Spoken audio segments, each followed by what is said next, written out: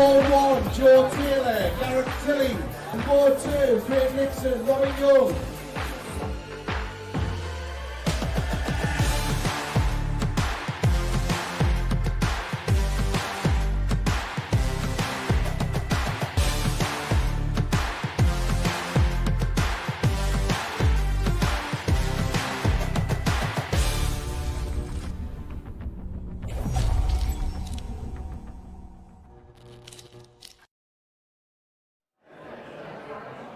The live lounge in Portsmouth is packed to the rafters on this Saturday afternoon for the first ever ADC Winmau Championship Men's Tour Finals. The top 8 in the order of merit at the end of 16 events go toe-to-toe for this magnificent Crystal Trophy.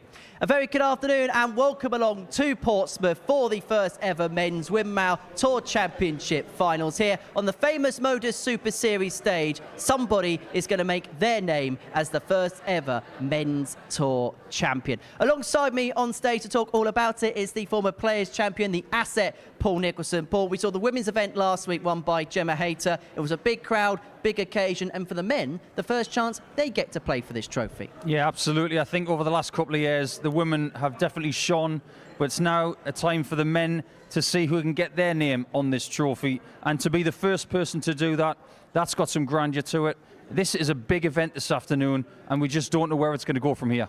And it's a big event when you consider the players that are going to be in action. All 8 of them have played at the Super Series here in the past. A lot of them had great success, not just here, but in other venues. Sometimes the first year of a tournament, sometimes you don't get the strength in depth, but this time round, it really is the case. Yeah, we do have strength. You've got record setters, you've got multiple weekly winners from the Modus Super Series, and sometimes in order to do great things, it has to be on familiar ground. This is familiar to everybody, but maybe more to some certain parties. Well, 16 events got us to this point where we got the finals here on the South Coast. These are how the events panned out. The first 8 was pretty much dominated by the players that are going to be here today. Annie Bolton won the first event, a couple of victories for Joe Croft and Gary Stone early on in the year. And then the second half, we saw a bit more of a cosmopolitan mix in terms of winners. Thomas Banks picked up his second title, as did Andy Bolton. Darryl Pilgrim's sole success, alongside players who haven't made this particular championship finals, but also played well on tour. The likes of Tom Lonsdale we've seen here in the past, Lee Barrow, Dan Hands and Simon Perkins very much putting their name in lights by picking up the titles. And actually, if you look at the winners and the depth of winners, it just shows there's a real strength on that tour. It's not just dominated by the odd player here or there.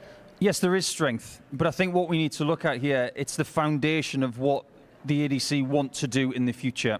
This is a very solid grounding here this afternoon with the talent that's on show. You've got the likes of Stone and Bolton from Scotland, some of the best players from England as well. And I think the players that won on this tour this year that didn't make it, they'll be watching this afternoon saying, next year I will be there.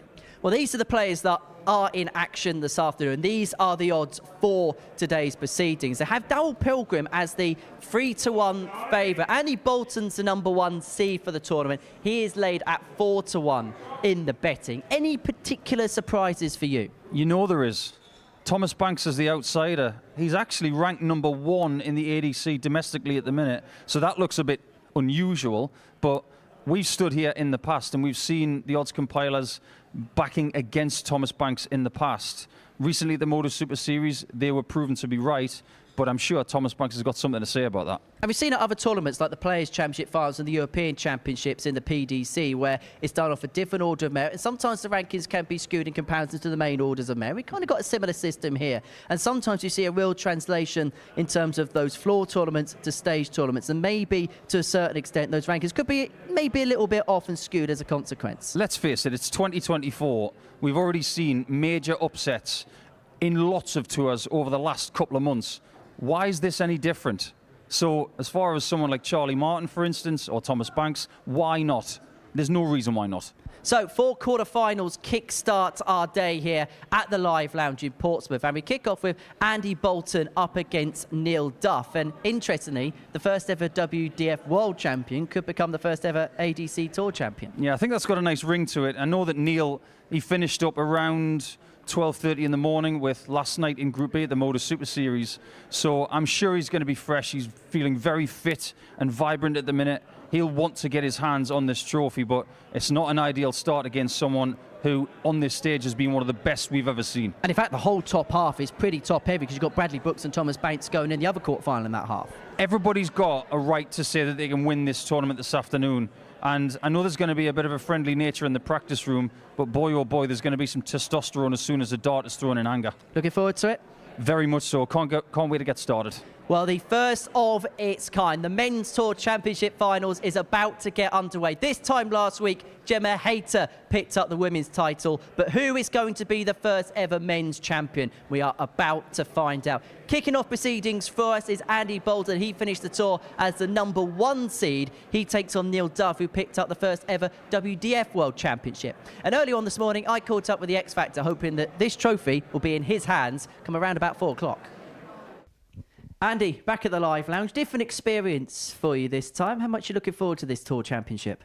8 good players. Should be a really good day's action. And yeah, it's been a really good season. I've really enjoyed the ADC. Something a little bit different. The setup's been great. I've recently started playing the vaults in the last 2 or 3 months, sort of thing. And practice-wise, that works really well. And yeah, it all culminates today. And looking forward to a good day. As a player who's played on the Pro Tour for so many years, how does this setup compare and contrast to what you've been used to in the past? I don't know, really. I think it's something a bit new, really. Like, you know, I've been in the last 8 a couple of times on the European Tour, but I'm not sure that compares, really. But yeah, it's just, you know, 3 good games and you're the champion. So, but obviously you've done a lot of hard work just to be in the position that I'm in. But yeah, I'm just looking forward to a good day, and yeah, I think the darts will be good. Yeah. First time this has ever been played. Does it add an extra carrot if you could be the first ever player to pick up a trophy? Yeah, definitely. I thought about that when I was brushing my teeth this morning. Like, yeah, it'd be quite nice to be the first guy that wins this tournament. Definitely, it definitely adds a little bit of a carrot on money day. Mm-hmm. Money day, Saturday day. You always here on a Saturday. Like, there's always a guarantee of you, isn't it? I'm always here when there's money involved. So as long as that keeps happening, then I can keep playing the game that I love, and everything else is a bonus. Never know, mate. See you catch the check a little bit later on. Andy, good luck. Thanks very much, pal.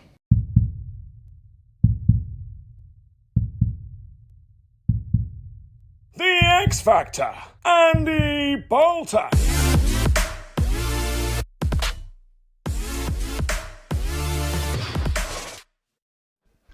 Kicking off the show with a little bit of X Factor. Andy Bolton involved in our first match of the afternoon session. He takes on Neil Duff, as you mentioned, the first ever player to pick up the WDF World title at the Lakeside, and looking to become the first ever winner of the ADC Tour Finals.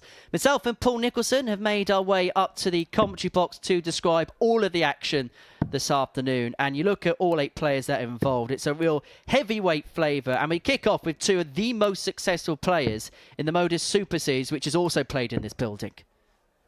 Yeah, this is a pretty nasty first round draw, but if you're going to win this tournament this afternoon, you have to be mentally prepared and practice prepared to go through anybody.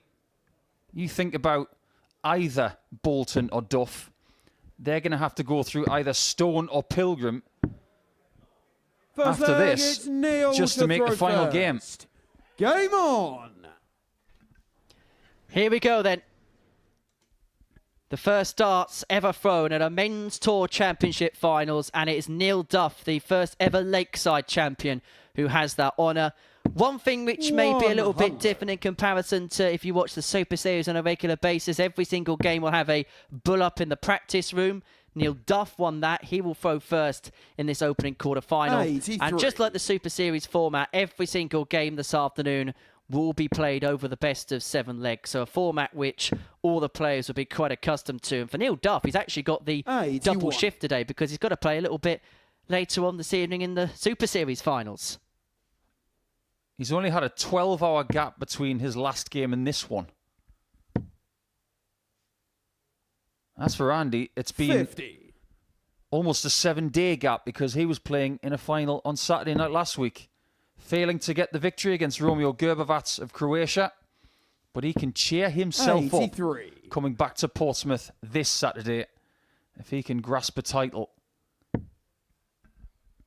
Well, Neil didn't win a tour title this year, but he did lose in a couple of finals to Joe Croft and Bradley Brooks. Both of those games actually went all the way to a last leg decider, whilst Andy Bolton won the first event of the year, thrashing Gary Stone by 5-0 in that particular final. And then won event 13, where he beat the talented youngster Henry Coates in the last leg decider. But it's the Duff man who's got off to the more positive start of the two and has left himself on a 2-darter after 12. Here we require 97. On a double after 13. 57. Early chance and for Bolton, but 170. they don't come much more difficult than this. And that is perfect. Bullseye. 137. Lost the line, lost the length, and that would have been some way to have lit up the blue touch paper on this Saturday afternoon. Duff back for tops. Duff gets tops and takes a 1-0 lead. That one was in off the post.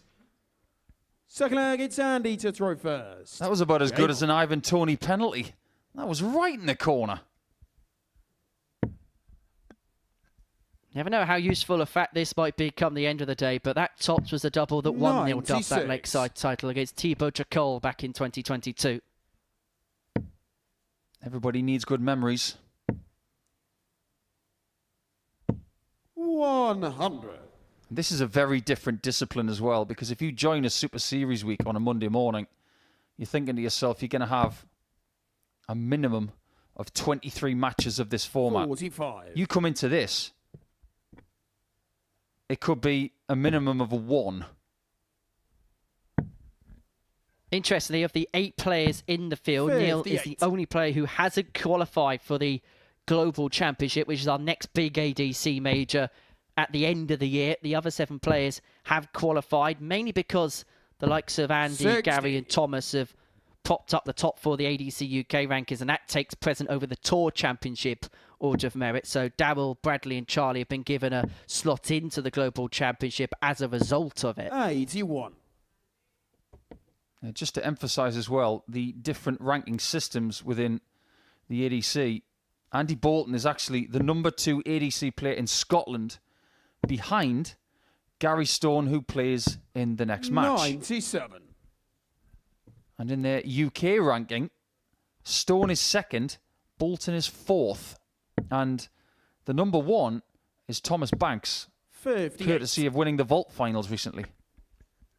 Effectively, it's no different to, say, the Players' Championship final, where you have a main PDC order of merit and then a Pro Tour order of merit, and that's how they bait that particular championship off of. 137. And it's taken a little bit of time for the players to get used to it, but now that they have, they're fully immersed in it.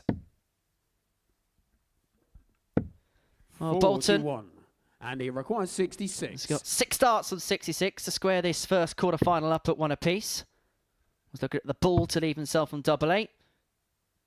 A double 16 is the targeted choice, and the target is found. Andy Bolton. And perhaps no surprise that this first quarter-final is deadlocked at 1 apiece. Third leg, it's Neil to throw first. Game on. And it will be no surprise to anybody to learn that this is the fixture that everybody's been talking about for the last couple of weeks. And we've been looking forward to this tournament. 100. Of that, there's no doubt, but we've been looking forward to this match because we knew it was going to be first. Some way to kick off a tournament. And I can imagine, and you've opened up various tournaments in your time, that this can actually be the best and worst fixture to play, because you've got that nerves of opening the show and you don't want to be the player that's eliminated before anybody else enters the stage. Yeah, it's a 50-50 split, really. 100. And I've been on both sides of it, personally. First person into the tournament and first person through, but I've also been the first person eliminated from majors, and it's not a nice feeling, so you do not want to feel that this afternoon. 2 players that'll know all about it. And it's interesting, when you look at the 8 players that are involved, they're all big names in their own right, but they've also got 100. different stages of experience, particularly on the big stage. You look at the likes of Joe Croft and Charlie Martin, who've really made their name through the ADC system, but still very much embryonic in terms of stage experience and time in front of the cameras, whereas you've got the likes of Andy and Neil that have been doing it for years.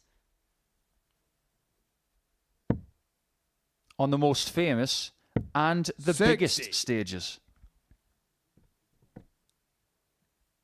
People seem to forget that Andy Bolton has won games at Alexandra Palace. I remember a game he had in 2021 with Stephen Bunting. 45. It was ridiculous.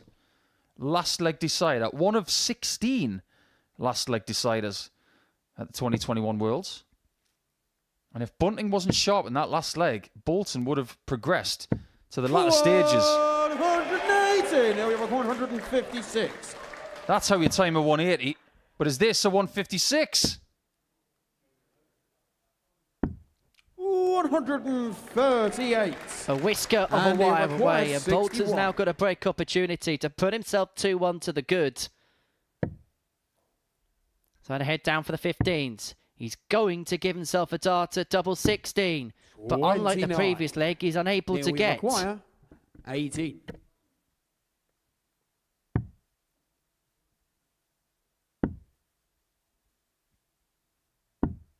$14. 3 single numbers And found. you require No 32. doubles. And Andy can break. This could be the leg which we look back on at the end of the contest. Game shot the third. Bolton leg. breaks stuff. Andy 2-1 to the Bolton. good. Halfway towards the semi-finals in front of a packed crowd here Well, at it's the live Andy to lounge in throw Portsmouth. first. You literally couldn't fit anybody Game. else in this building. Even where we're sat, we've got people opposite us on the balcony. You cannot get a seat in this building. It's rammed. And there were people who wanted tickets this week, but we had to tell them that they couldn't have any. It is a sellout. And everybody who has bought a ticket for this afternoon via dartshop.tv, they have got 100. the chance to come back and watch the finals tonight of the Modus Super Series.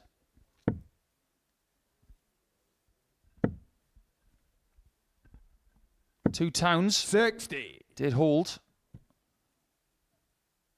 tournaments that led to these finals. Middlesbrough and Aylesbury, two towns that really have embraced this 140. ADC system.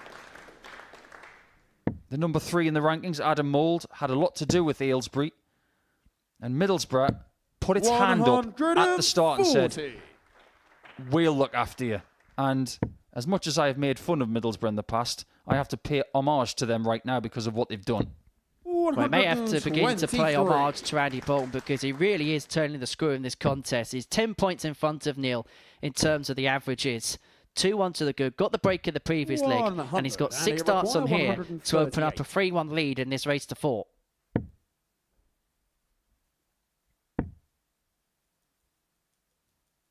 $98. This is just a typical performance from Bolton.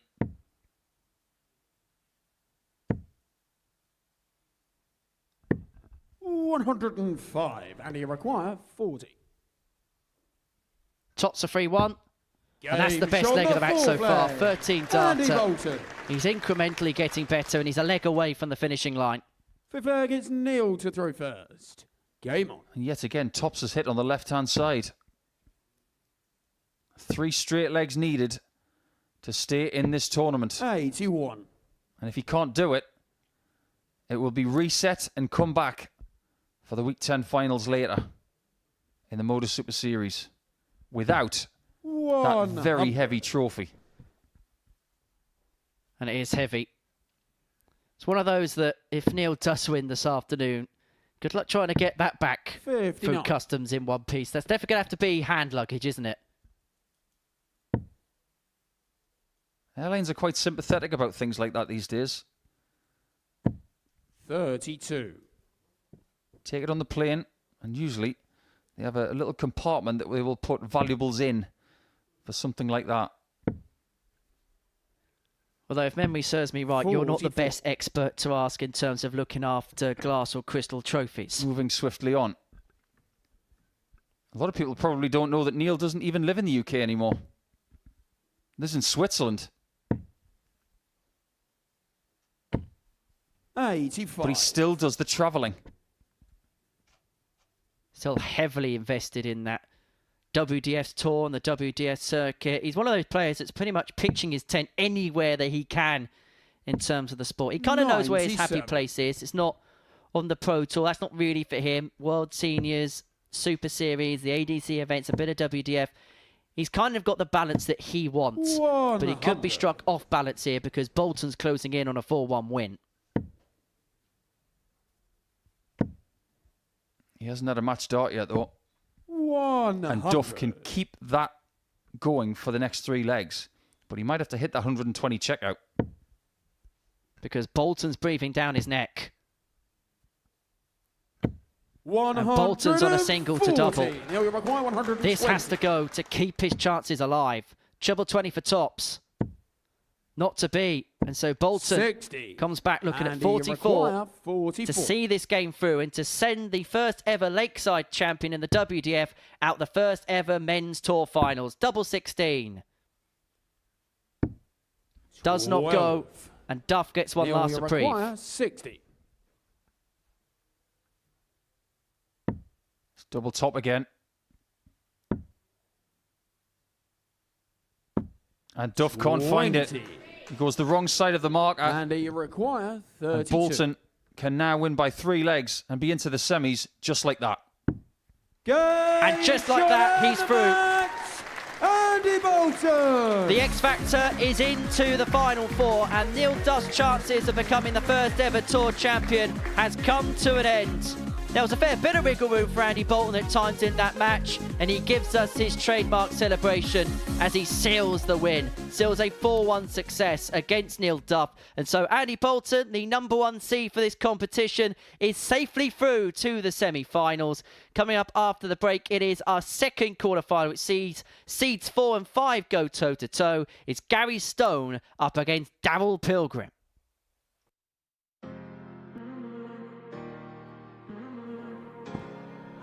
Very good dart. He's done it. Not today. Yeah, there was a chance, but there's no chance there.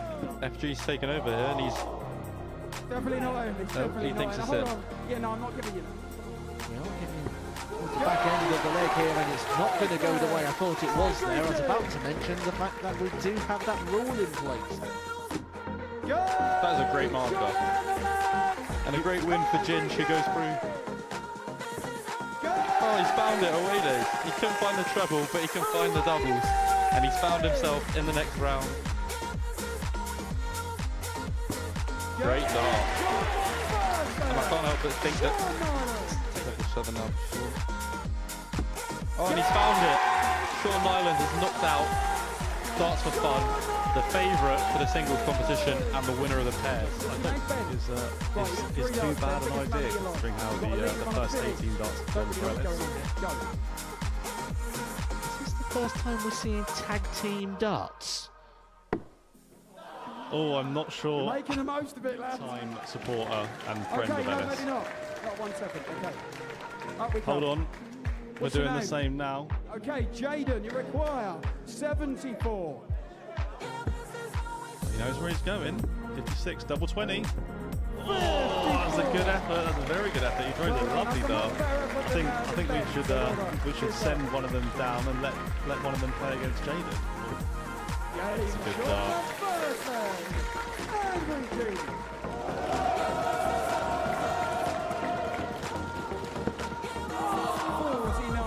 Plenty of dartboard to use for one of the most unorthodox ways you'll ever see a semi-final being won. And that is good. It's a nervy game, a nervy encounter. He is the favourite now to go on and win it, and he's trying to get... Struggle today with a bit of nerves.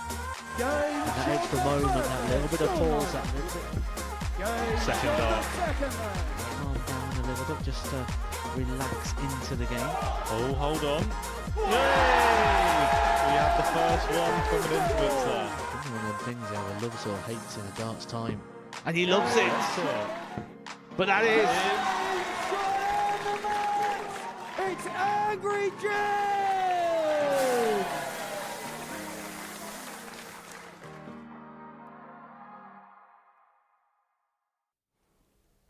Welcome back to the Winmau Tour finals here from the live lounge in Portsmouth, where we have confirmed our first semi-finalist, Andy Bolton getting the better of Neil Duff by 4-1. But who's going to join him in the final four? It's the second match from the top half of the draw, and it sees Gary Stone take on Daryl Pilgrim. And early on this morning, I caught up with Mr. P.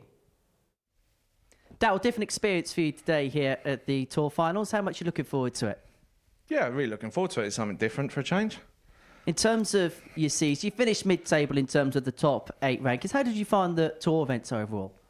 No, I really enjoyed it. It was basically like a challenge tour. I mean, I only did 2 out of the 4 events, but luckily I did well enough in them. And in terms of this afternoon, it's a bit of a different setup. I suppose, is it a little bit like a Super Series Saturday? Well, it's slightly because it's straight knockout. There's no like group games or anything, so it's literally, to me, it's just like normal darts, a straight knockout. Does that favour you, the knockout element? I don't really know, to be honest, off the top of my head, but it's just playing, really. In terms of this afternoon, it's the first time this trophy's ever been played for. Does that add an extra little carrot, extra little bit of motivation to become the first player to win something? Yeah, I suppose it does technically, but any tournament, it's the same as any tournament, whether it's the first or 1,000th one, you still want to win it. And this is the beginning of a very busy end to the year. You're going to be here in a couple of weeks. You're playing the last week of the series, and then you're going to be playing in the Global Championship. So is this a good way, even though you want to win the title, but also a good warm-up for a lot of big events at the tail end of the year? Yeah, especially practice in front of the crowd, because the last time was the first time I didn't make the Saturday. So it's been a while since I played in front of a crowd. And it's going to be packed out as well. Have you got many down from Croydon Way? No, I actually haven't, because just like time restraint sort of thing. But no, that doesn't bother me anyway. We wish you all the best, Dal. Good luck. Cheers. Thank you.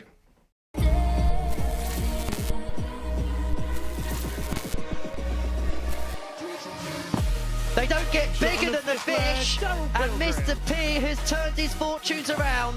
Wibble and a wobble, the others tend to follow suit. Another one of them leaves the bullseye for Daryl Pilgrim. Ball 164. But it can still be done. 24. Bullseye for an act of rescuing. Shot on the 4th flag. To perfect chagrin from Daryl Pilgrim.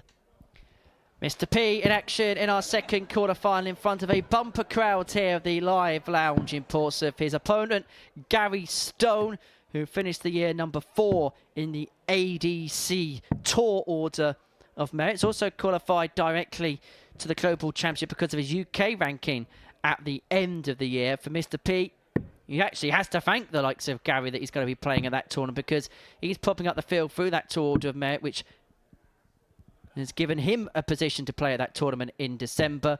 Seeds 4 and Seeds 5 going toe-to-toe. The winner will play Andy Bolton in the first semi-final. And it's easy to say when it's Seeds 4 and 5 that it's the closest quarter-final to call, but it really could be the case on this occasion. Yeah, I think this game is very intriguing. I think maybe this format does suit Gary Stone better than some others. Short course, knockout, and the urgency is there from the very first dart. We've already seen a WDF World Champion eliminated, and that tells you everything you need to know about the quality you're going to get this afternoon. If you're not on your game, you will be eliminated. Daryl Pilgrim, who is a record breaker in this building. First leg, it's Owen Daryl Binks to is throw your referee first. for this afternoon's action Game for on. Colchester in Essex, one of the leading officials in the game. But Daryl Pilgrim has the highest ever average on this stage. He piled in 122.69 in a game against Denny Alder Coulter in August last year. He's won 3 weeks here in the Modus Super Series. So if anybody's going to be adept to the familiar surroundings of this location, it's going to be the man from Croydon. That's a fair statement. But wasn't it interesting that Daryl mentioned that the last time he was here, he didn't qualify for a Saturday for the first time. I just wonder if that is something that is lingering or whether it's something that has fired him up. I sincerely hope, in his case, that it is the latter. In terms of the odds from the off, Daryl Pilgrim was the 3-1 favourite with the bookies to go on and win this tournament. 139. His potential semi-final opponent, Andy Bolton, was the second favourite at 4-1. And it really did feel like the strength was stacked in the top half of the draw this afternoon. 43. Daryl, require 164. But it is Pilgrim who won the bull up in the practice room, who's got 6 darts here from 164 to take out the opening leg. Doesn't have to go for it and wasn't going to attempt to. Just looking to set up and put himself in a really good position on a 2-darter after 12. That's a very solid start. 97. Daryl requires 64. The better doubling in the first quarter final came from Bolton, who was 4 from 9. 32. Gary won't have a chance.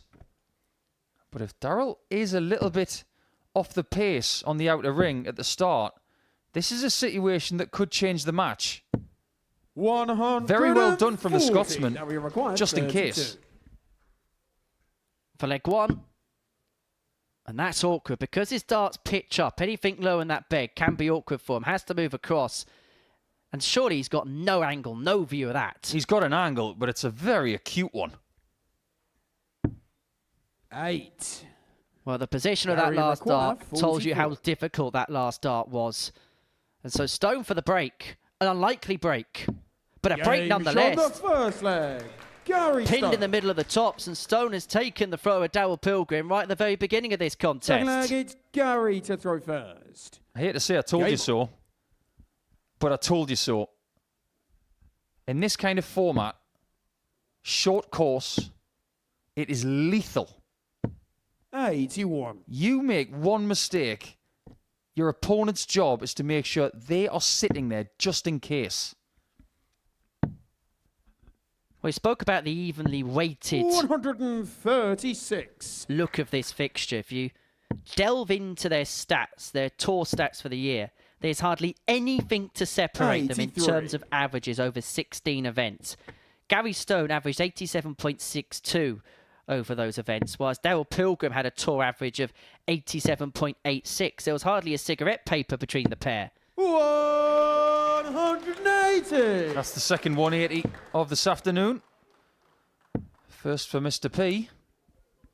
43. But you and I both know, Henry, that Pilgrim can average way more than that. Not just in one individual game, but over the course of a season. He's got 58. easily another 7 on that. But this is not about averages today. It's about explosiveness. You need 3 doses of it, and you can be the champion. 140. Well, just like the previous leg, Daryl first player to a finish, but this time around, Gary has kept him hot on his tail. The 127 in game. The 127 in game. No Burst. score. Gary require 154. There are fans in the crowd with their heads in their hands. They cannot believe what they've just seen. And now Stone might have 2 visits to get a 2-0 lead. 57. He hasn't done brilliantly there. 127. Can Pilgrim put it right? Well, how many times does a player burst it first time and hit it second time? And that's exactly what Daryl Pilgrim has done there. He has got himself out of a massive hole, and he is back level at 1 apiece. Game on. I think we're going to start calling that in darts the JJ Okocha, because that shot was so 83. good, he hit it twice.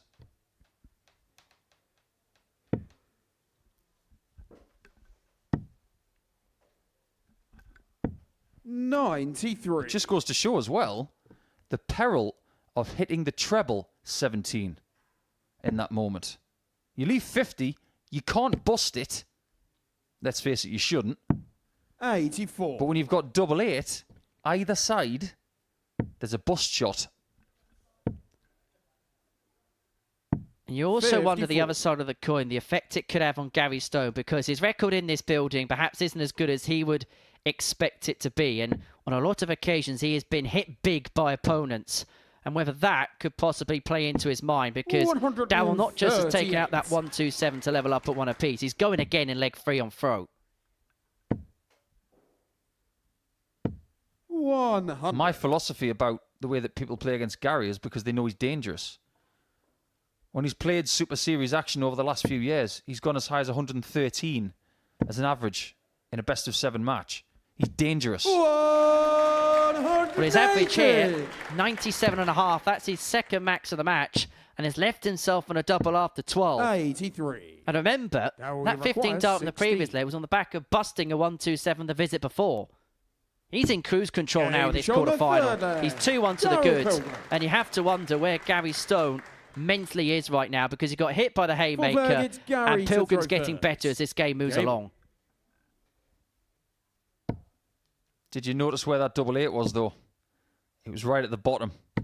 180. We asked the question, and Gary's given us the answer. The fans are getting sore arms from lifting those 180 signs. 140. The first game was the hors d'oeuvre. We really are getting treated now, aren't we? Aren't we? Aren't we? Because Gary Stone is 6 into the 9.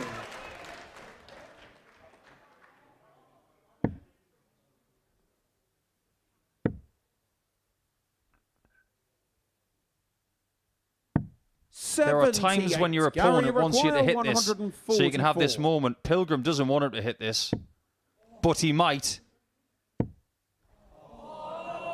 Maybe Pilgrim was thinking that it was going to be a 9 against him. Now, the job changes. It's all about winning leg 4.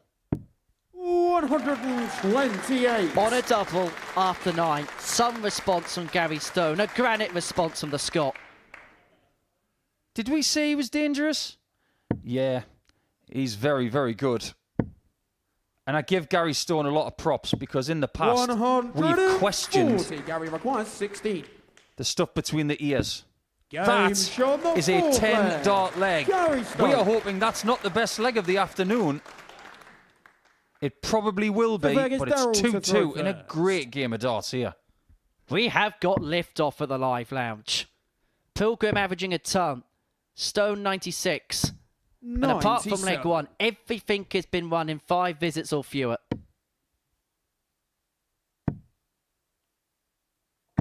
$134. I don't think we should underestimate just how much experience Gary's got of playing this kind of format as well. Short course knockout is where he cut his teeth when he started playing 58. tournaments around Europe, tournaments which he's won, playing for his country, his county, his area. 100. Now that he's found a home in the ADC system, we just don't know what Gary can do next, and we all hope that we will see the best of him in the coming seasons. Well, the biggest shame about this match is it's only being played over best of 7, because when these two go at it like this, you could watch it all day and all night long. And that first start for Gary is hitting the treble right at the top of the bed, time after time. He's giving him opportunity after opportunity. That ton was a bad score. That first start was so good.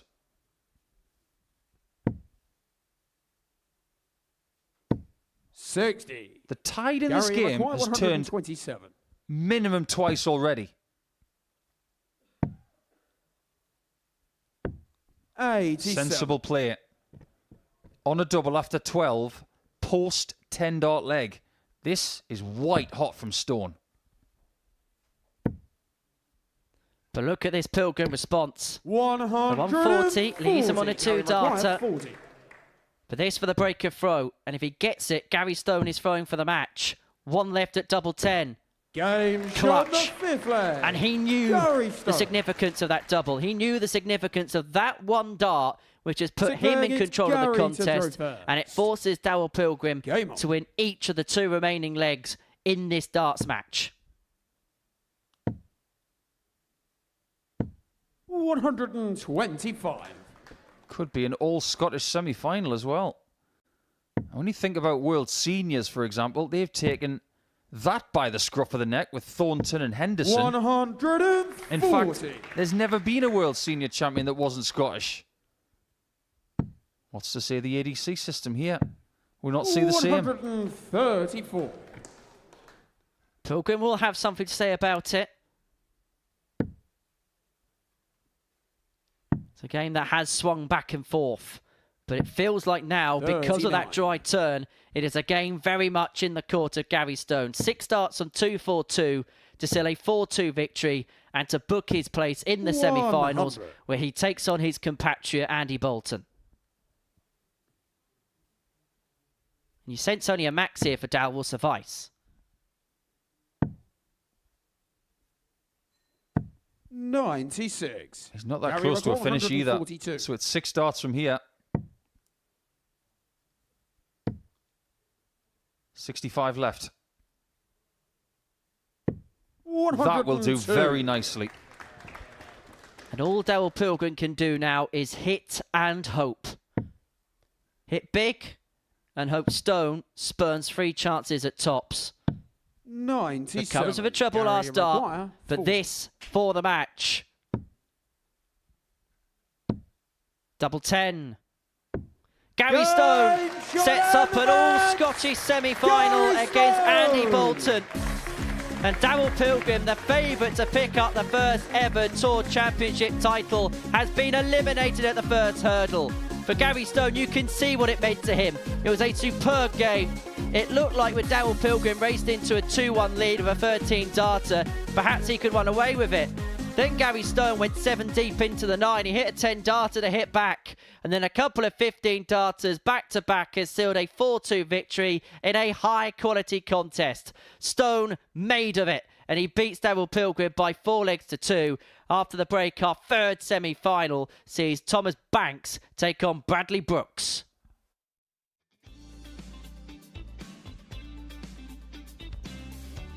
Fabulous start from the young man. World Youth Champion. Oh, what a response that is from his father.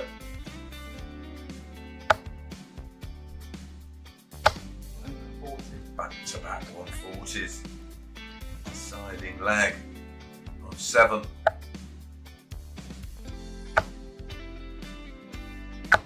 My goodness, back-to-back 180s. Well, we've seen 2 9s in last year's Modus League. We've seen a couple of 10s. Not seen a 9 yet. In the Online Darts Live League.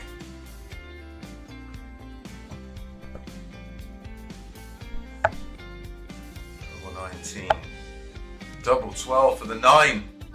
And he gets the 9. What a way to win. B. Rubio contains the 5 players. 3 progress to Saturday's final. 60. Of course, that emphasis is on qualifying for Saturday night's final, because the winner, the runner-up, and the winner of the 3rd and 4th place playoff will get their crack at Champions Week. 180. Trying to get their hands at £7,000 first prize. 45.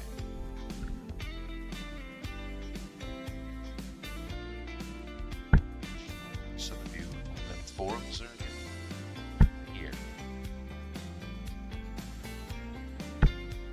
180. Oh, welcome back, Martin.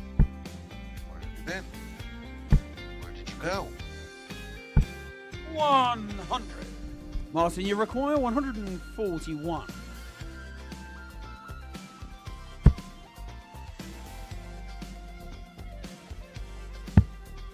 Double 12. Absolutely outstanding from Martin Adams as he hits a 9-darter. Welcome back to the ADC Tour Championship Finals, where our first couple of quarterfinals have taken place. It sees an all-Scottish semi-final as Andy Bolton will take on Gary Stone. That was after Gary got the better of Daryl Pilgrim in a pulsating affair before the break by 4 legs to 2. Andy Bolton beat Neil Duff by 4-1 scoreline. Thomas Banks and Bradley Brooks, Joe Croft against Charlie Martin are our 2 quarterfinals in the bottom half of the draw, and they take place in a couple of moments' time. In fact, our first quarterfinal from that bottom half takes place now, and it's sees Thomas Banks, the #1 player in the ADC UK Order of Merit, take on Bradley Brooks, who's had a real solid first year after dropping off the PDC Pro Tour circuit. Both players that won weeks here at the Super Series and 2 players that have tasted real success on the ADC circuit. Earlier on this morning, I caught up with the former World Youth Champion Bradley to assess that first year off the tour. Bradley, something a little bit different for yourself today. The tour finals here at the Live Lounge. How much are you looking forward to it? Yeah, I'm looking forward to it. I've enjoyed playing the ADCs this year. It's been something different that I've not been used to, but I've enjoyed it. And obviously I love coming down to Portsmouth and playing here, so it's nice to come down here again. First year off tour, how have you found it all together?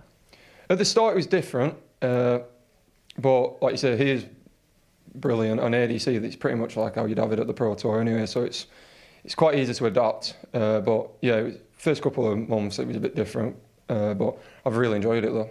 Has that been the key for yourself this year, trying to find a way to enjoy the sport again? Because it was a tough last couple of years, wasn't it? Yeah, it was, yeah. Like you said, my first time back here at the start of the year, I said my aim was just to enjoy darts again, and I'm really enjoying my darts again now, and I'm playing well, so it's all going well. I was going to say, where do you see your game at this present moment in time? It's good, like you say, there's still inconsistencies here and there, but I think that's just the type of player I am. It can be really good or it can be bad at times, but he's getting a lot more steadier than it has been, and my scoring's been brilliant recently. It's just a few doubles letting me down, but yeah, I'm happy with my game at the minute. In terms of today, new trophy, new title that's up and off, and for yourself, would it be a nice way to end what's been a good year for yourself, to have a tangible trophy under your belt? Yeah, I think so, and I think as well, quite a few of the lads who are in the playing this today are in the Global as well in a couple of weeks, so I think if any of us win that, it's a statement to the others, so I'm hoping to win it today. As much as you want to win this trophy, is it a little bit of a feeder for what's to come? Yeah, it is. Like I said, no one's been joking about it, but in the back of your mind, I think everyone who's playing the Global and playing today, they want to, like I say, Tom's in my group at Global, so it's like you want to win and then have one up on him for when we come back down in a couple of weeks. Well, wish you all the very best. Brad, good luck. Cheers, mate. It's Bam Bam Bradley Brooks! Ka-ching for does it. Is it ka-ching for Bradley Brooks? Bullseye! Spectacular. That is how to do it, Bradley Brooks.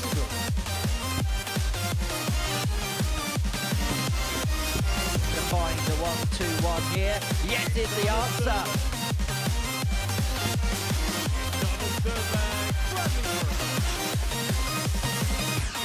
It's just sensational.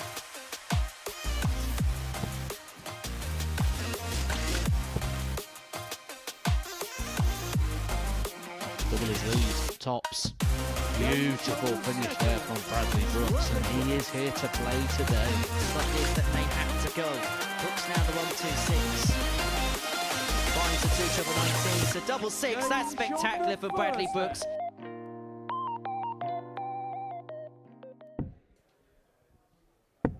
Well, we've never had an Elvis in the building, hence Elvis has never left the building, but Bam Bam is back in the building. And he's going to be taking on Banks as well, who now has the title of ADC #1 by winning the Vault Finals. Very recently beating Gary Stone in the final. He has got that top ranking away from a certain Gary Stone and Adam Mould, who has held it so long. And I'm sure he'll want it back. But this afternoon, Banks against Brooks is a little window into a youth player now becoming a man and looking to see where he goes next. But for Banks, he's back in a building that has given him a career highlight. Game on! And he's got plenty of support, Henry. Thomas Banks has established himself as the perennial 99. player in the ADC system. Top of the rankings. The Vault National Finals champion. He actually beat Gary Stone in that final 6-5 to claim the title a few weeks ago. He has made it his system. He's made this year his own. And with 2 major tournaments at the end of the year, kicking off with the Tour Finals and then the Global Championship, he will want to take one, if not both of them, to cap off what has been the best year of his career to date. But for Bradley, 60. You often wonder, a player like him, having dropped off the tour, how they'd respond to that adversity. But it's certainly been a year of rebuild for him. And I think everything that he's done in terms of realigning himself, finding that love, that hunger, that passion again, I think you've got to commend, because it could have so easily have gone in the wrong direction for Brad, but he's done everything in his power to turn a negative into a positive. Absolutely right. I couldn't have put that better myself. 85. Every now and again in your career, you're going to have a rebuilding period. I think he looked at 2024 and he said, this entire year 36. is going to be a period where I find where I go, technically and mentally. And the way he's handled it, 136. I don't think he could have done much more. But Banks is off to a flyer. 96. Thomas, you require 40. Tops for leg one. Game shot the Smack first bang leg. in the Thomas middle, and Banks is in front. Second leg, it's Bradley to throw first. Game on. And based on the amount of darts that we've seen from Banks here over the last couple of months, him hitting tops at the start of this knockout game is a very worrying sign for Bradley, because when he starts off, predominantly his darts are a little bit low and it takes him a bit of time to get going. He doesn't have that luxury here today. He's spoken about it himself, his record in terms of starting off a campaign at the Super Series. He doesn't tend to get going until Game 2 and Game 3, and there's no guarantee of that today. Loses this against Thomas Banks, who can front run like anybody in this building. He could be gone in the space of 10 minutes. And Banks really is building up ahead of stride, and it's up to Bradley here to keep pace with him. Keep pace he will. 180.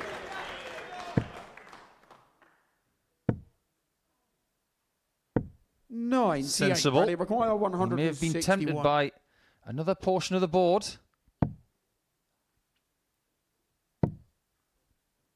That's a slip. So 140 left with one dart. He'd like to leave 80 points.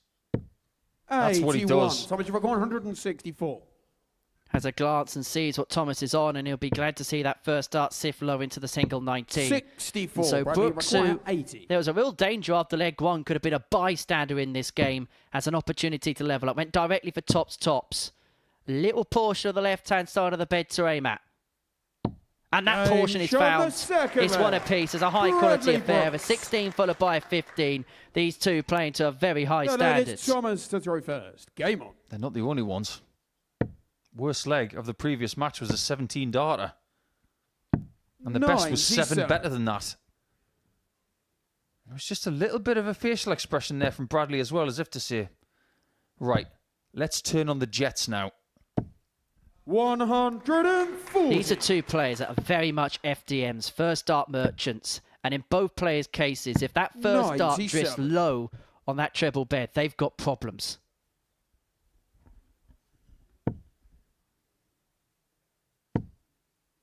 That should be a max. Gaping. 180. That was like throwing a hot dog down a New York alleyway. 57. That was simple. When you hit as good as Bradley is, former World Youth Champion, of course, from 4 years ago.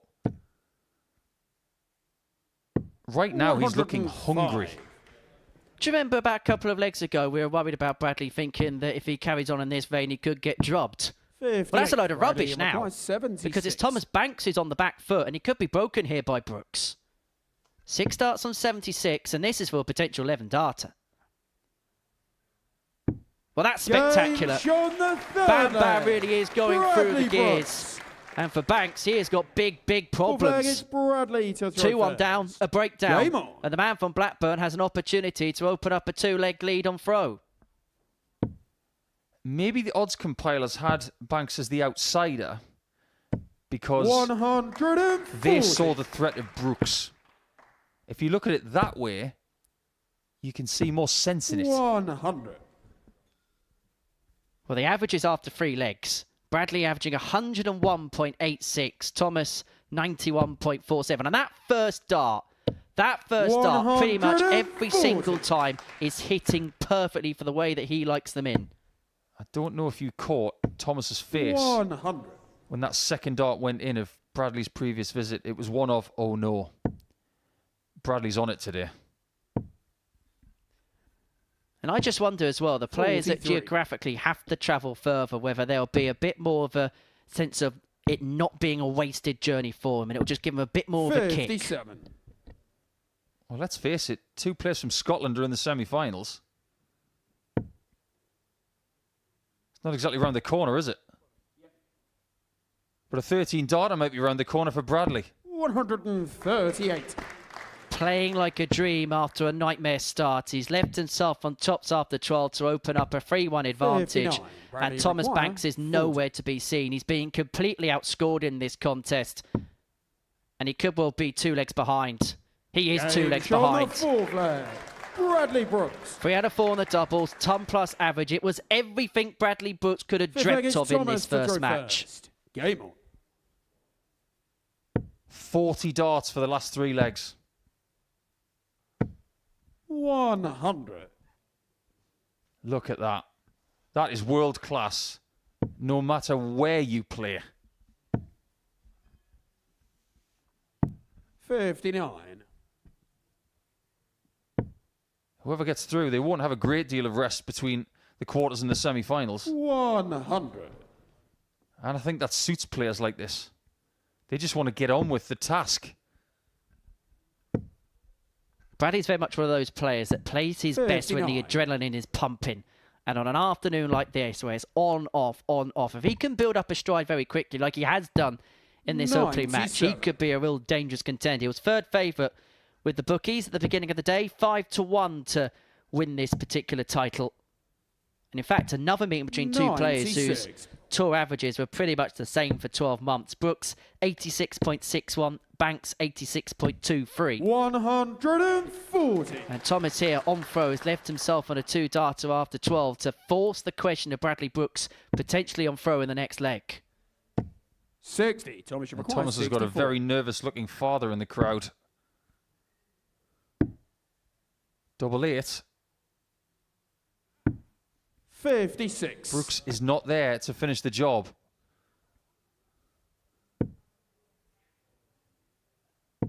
Maybe he's thinking that the next leg is his best opportunity to get this done. 8.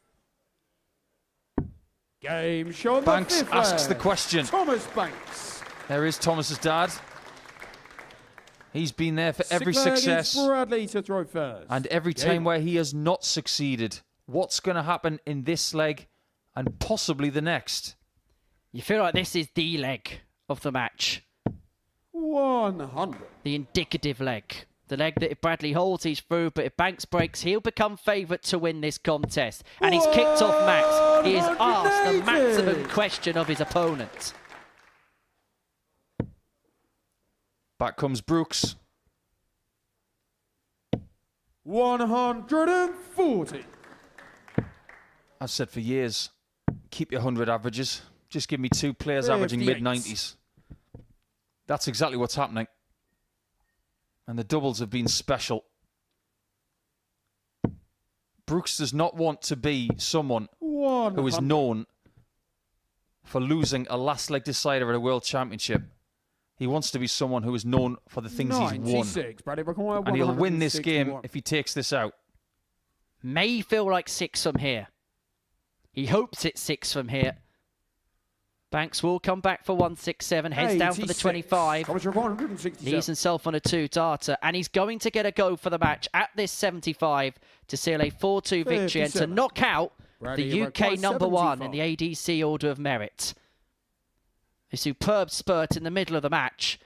A 15, 11 and a 14, putting 3-1 to the good. And with a snarl on his face, he aims at tops to seal a 4-2 victory. And Bradley Brooks has beaten Thomas Banks. The #1 in the UK rankings has been eliminated. And Bradley Brooks looks like a man on a mission today.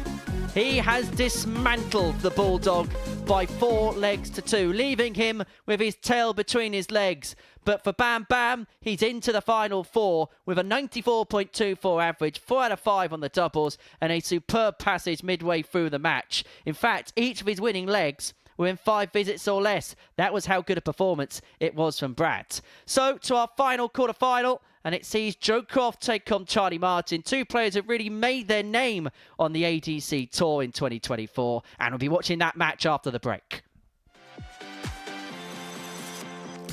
Please welcome to the stage, Angry Ginge and John Henderson.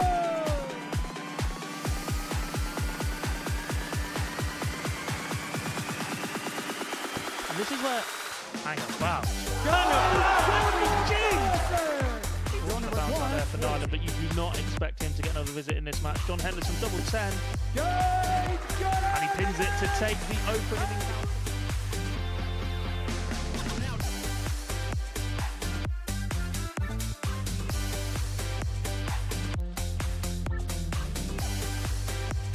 Devon coming up first for double 10. He's the one that left it, and he's the one that hits it for the opening leg. They talked a good game, didn't they, beforehand? They're not quite delivered it as of yet. You still make Devon Peterson. This is a key favourite from this moment. Oh, hello! It's the big favourites. Goes 2-0.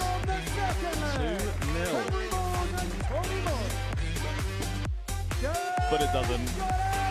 The most successful player at the Super Series is the man who turns it around. He's got it 1-0. Away days and Bradley Brooks. May see a double-double. Does go double 19. What's another double 19? Great shot. Very good. The Bradley Brooks show. No one aiming, unfortunately. He did go for this one.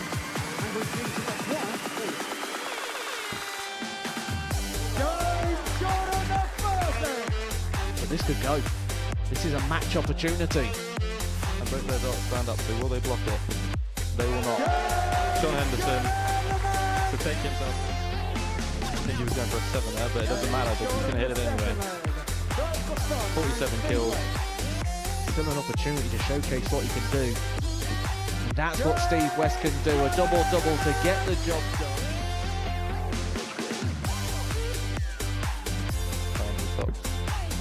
When you get those nerves, you just hang on to the dart a bit too long.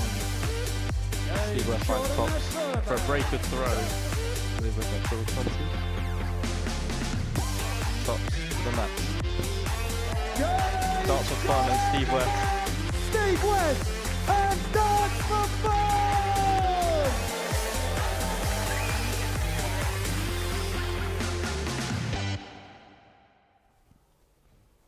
We're 3 quarterfinals down here at the Live Lounge in Portsmouth for the ADC Championship Tour Finals. And before the break, Bradley Brooks got the better of Thomas Banks, the number 1 in the UK Order of Merit, by 4 legs to 2. He'll take on one of Joe Croft and Charlie Martin, who take part in our final quarterfinal in a few moments' time. But prior to that taking place, I'm happy to say that joining me in the studio is the ADC's Head of Global Operations, Scott Hunt. Scott, great to see you here. First of all, what an event this has been on the back, of course, of the WADC finals last week. Yeah, definitely. Firstly, thank you for having us. It's a great platform for our brand and both men and women. But yeah, last week was fantastic. Great standard.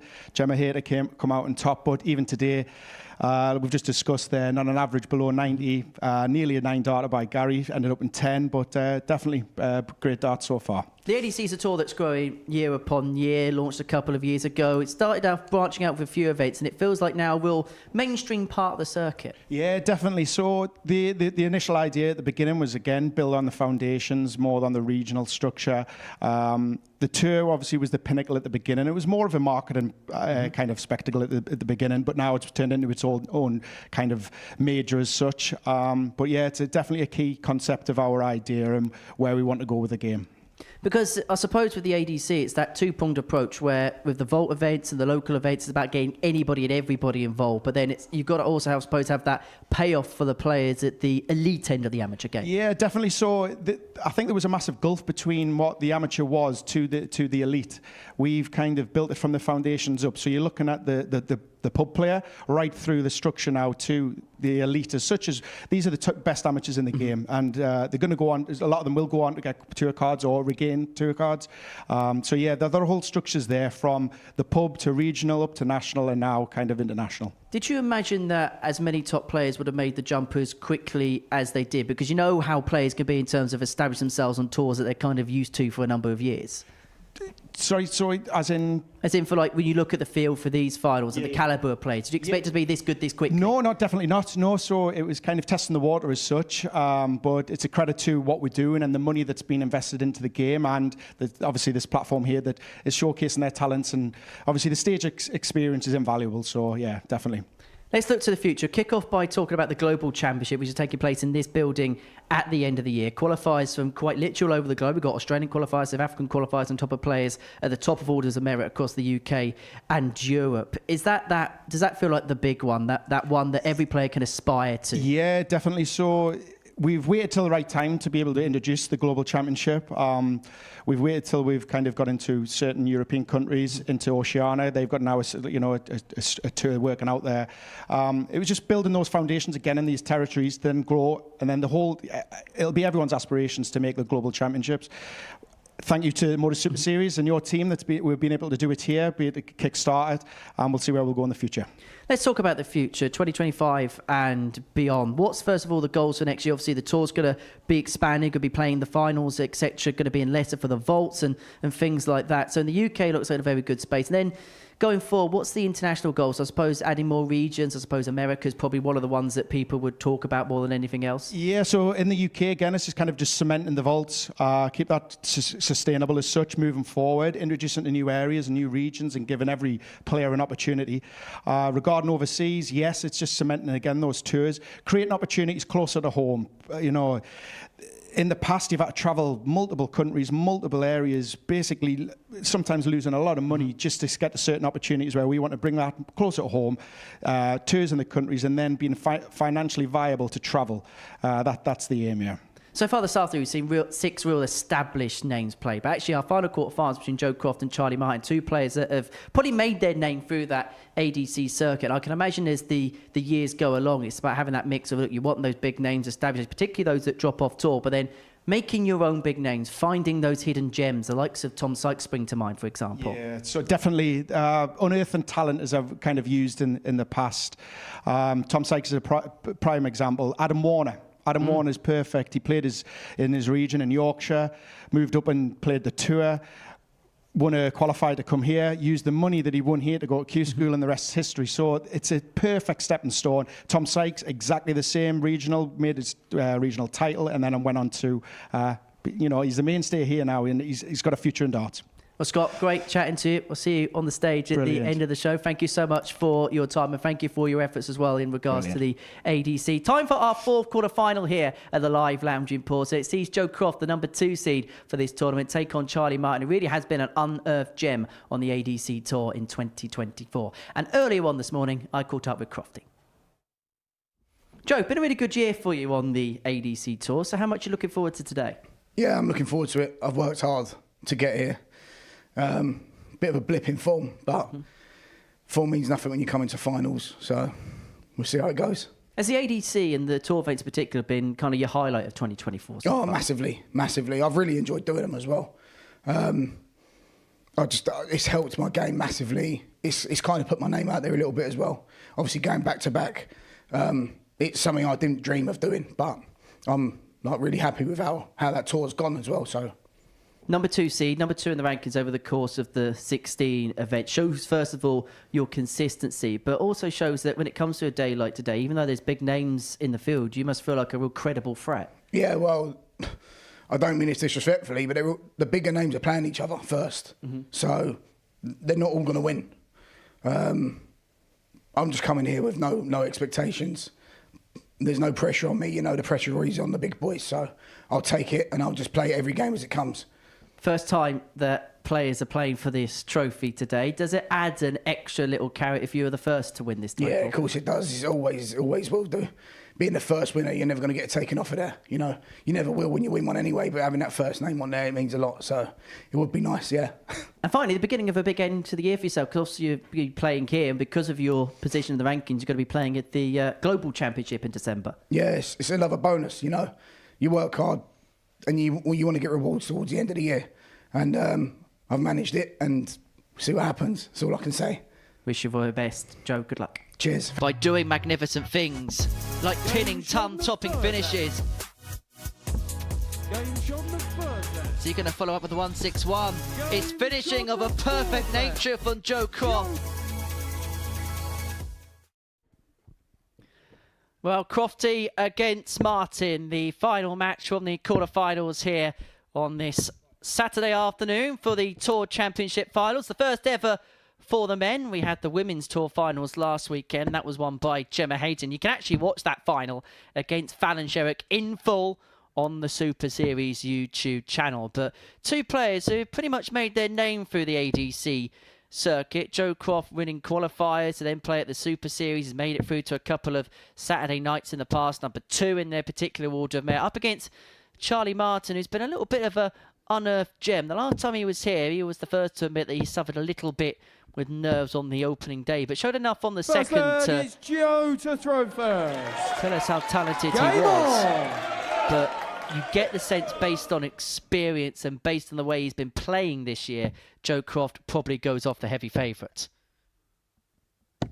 140. I think that's fair. I think Joe is very happy now that the interviews and everything else is over, because he's feeling a bit hoarse today. 140. Now we can just get down to business where he doesn't have to talk.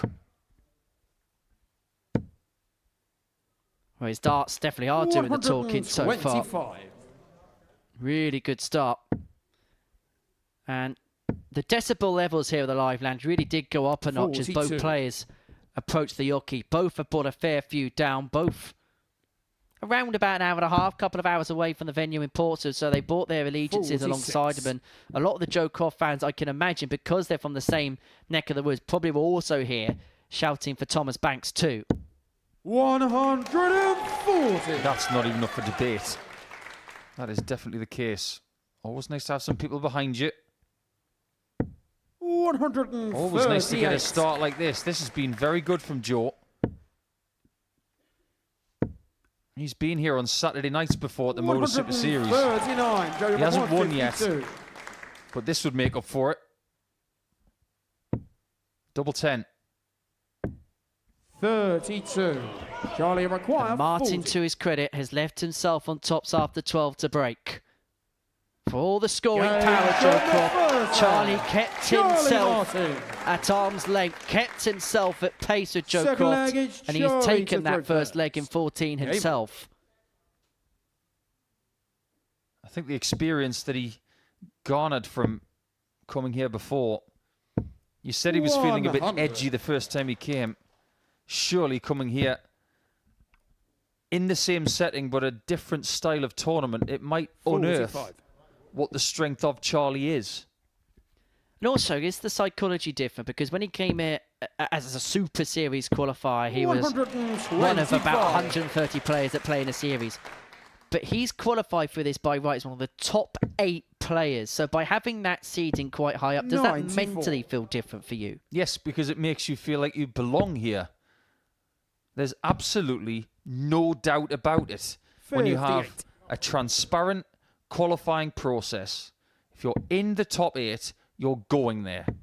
He made it. He's there. He's now validating why 66. he's here.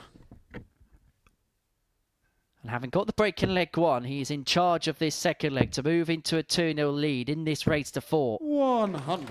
Averaging here, and I know it's still early days, but 102.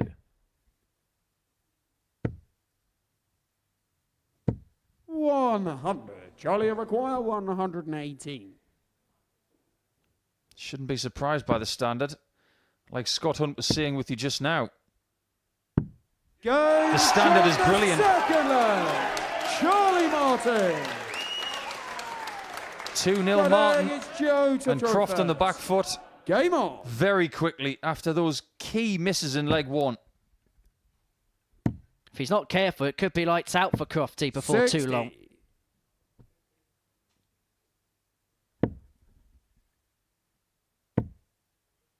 How many times do we see it in a short course 41. sprint? We see it so often at the Super Series, how the first leg of a match can actually dictate how the rest of the game goes, because Croft was in control of the scoring stakes.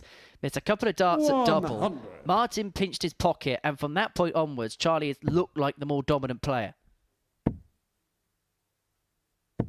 60. And Joe had the darts in leg 1. And if you can break with attacking stuff at the beginning, you can set your stall out.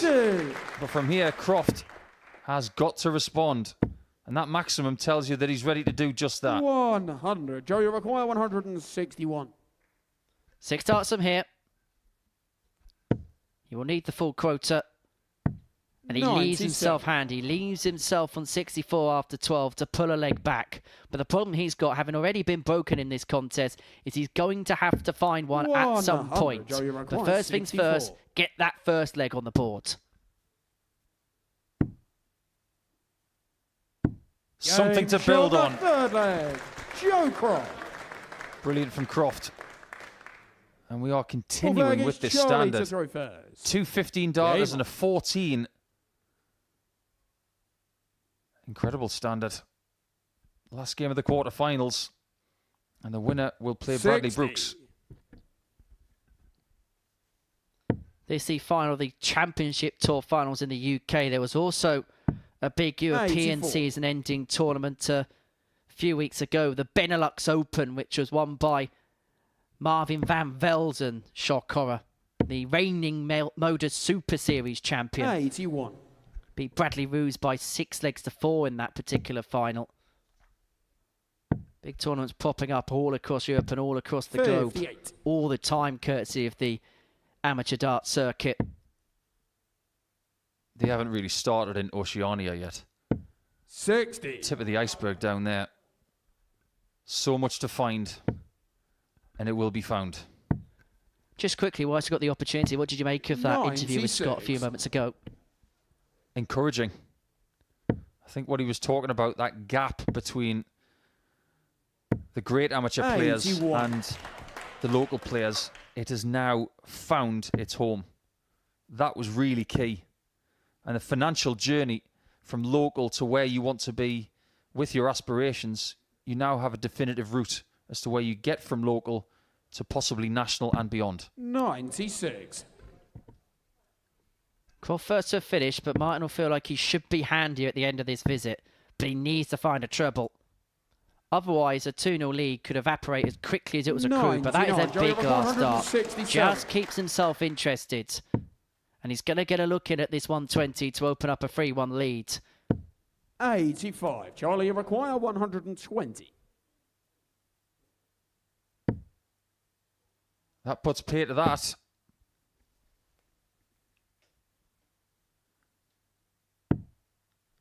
Croft just needs to make sure that he hits the 25. He gets better than that. 50. I'm surprised he didn't move across the hockey to open up that double 16. But this could be the moment where the plot twists again. Croft missing 2 darts for 2-2. And Charlie Martin steps in and opens up a 3-1 lead. Charlie Martin. And you can hear his support club. You can hear his fans that have made the trip to the live lounge in Portsmouth. And they're hoping to roar him home one more time. Needless to say, we can hear who bought the tickets and why it was sold out so quickly. Because Charlie Martin's squad are in the building. 100. Well, we've already seen the departure of the ADC UK #1 and the #3 seed for this tournament in Thomas Banks. 60. In the bottom half of the draw, it could go against the grain where the #3 and the #2 seeds are eliminated. 100. And the way things are going, that is looking more and more likely as Charlie Martin gets better and better as this game goes on. 70. The way this is going right now, it could be an East of England nightmare in the regional rankings because the #1 and 2 of East of England might go out within about half an hour of each other. Needs to find a treble. Doesn't 60. Do so. Charlie Martin has 6 starts for the match and a place in the semi-finals of the Tour Championship. He's going to need the full quota, but it looks like he's going to leave himself handy. 93. That's pretty handy. There are people out there who have paid to watch and they can't watch. It's head in hands time. Charlie requires 68. Look if you dare. Opportunity knocks for Charlie Martin. Some can scarcely believe what's happening. Some don't want to believe what's happening. And Joe Croft can't quite believe it because he's going to get a free opportunity to save this match. Yeah, Charlie's made a mistake there. Double 16 for Joe.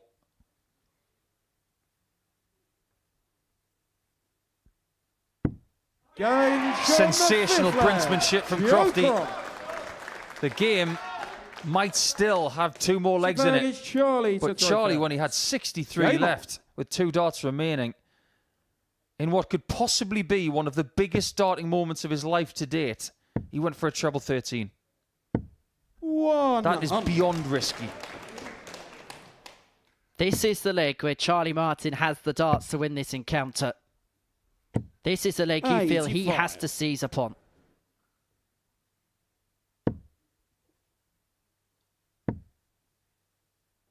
Can he seize his moment? His time in the spotlight. Based on what we've seen so far in this game, maybe a 15 darter was good enough. 140. But credit to Joe Croft. From the brink, he is forcing the issue of Charlie Martin. But it's been a steady leg so far. 2:01 after 9 for Charlie. On throw is forcing Joe Croft to do something decent. 140. The 2 treble visit leaves him first to a finish. First time Charlie's not going to get a ton 41. out of visit. It's advantage Croft. 136. It may just be advantage Croft to win the match. Double 8. That is sublime. Considering the pressure he was under right there, he's found his best finish of the match. And that's got to make him feel confident that he can get the job done now. That was lofty from Crofty, and he takes us all the way. Charlie Martin, importantly, hasn't had an opportunity to win this match when he should have. 58. He's been broken when he had the darts to win this match. But it's a dry start from Joe. Charlie has to capitalise here. He doesn't. 44. And so the ball is very much in the court of the man from Cheshunt.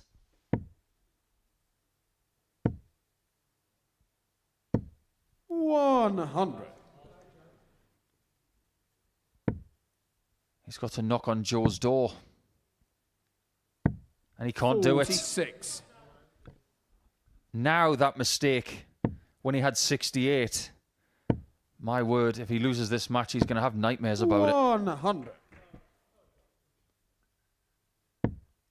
Well, this place was like a 60. pantheon a couple of legs ago. Now you can hear a pin drop. Such is the tense nature of this situation. It's advantage 56. Croft. 6 darts on 187.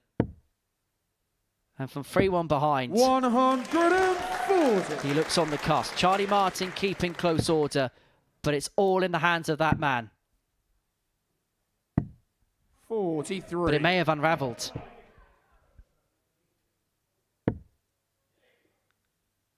Massive chance. How good is that? 171. Joey McCoy, 144. They stand to applaud. Credit goes where credit's due. It looked like it was slipping away from Charlie Martin. The 3-1 lead turned into a level game, but now he stares at Tots for the win. It's a nervy dart, and it's 1 left at double 16. 24. 2 match darts have come and gone. They can scarcely believe it. Does Joe Croft turn into the Heartbreak Kid? 19s. Not enough of them.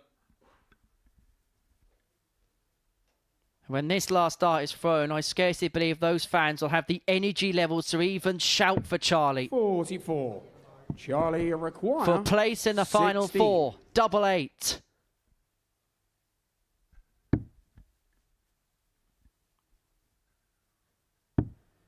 Double 4.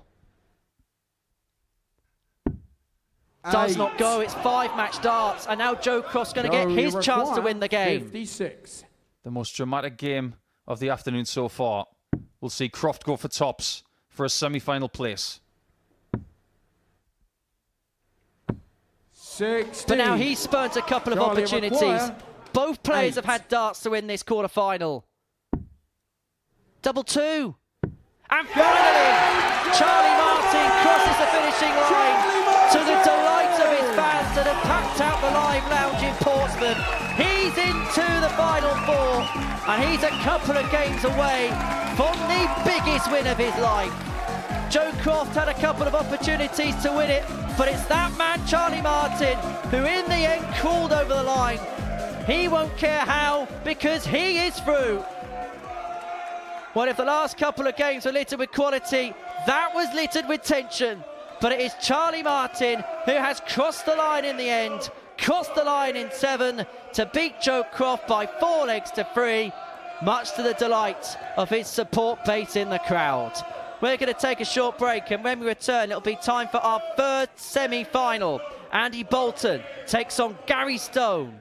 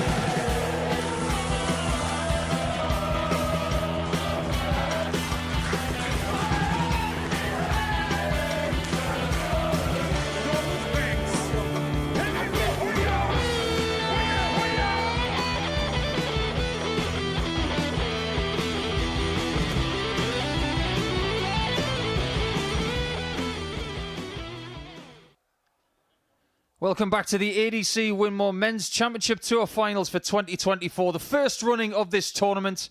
And I think everybody is just taking in what they've just seen, because a 4-3 win for Charlie Martin over Joe Croft in a very dramatic match in the last quarter-final. That's what you've just seen. Andy Bolton will take on Gary Stone in the first semi-final, which is coming up. And now it will be Bradley Brooks against Charlie Martin in the bottom half of the draw. Joe Croft, he misses a couple of darts at tops to get that game against Bradley. So, without further ado, let's go to the stage. Henry Deacon is there to introduce the players for the semi-finals. Good afternoon, ladies and gentlemen, and welcome along to the action. The Amateur Dart Circuit proudly presents the Winmau Men's Championship Tour Finals. We are coming to you live from the Modus Live Lounge in Portsmouth.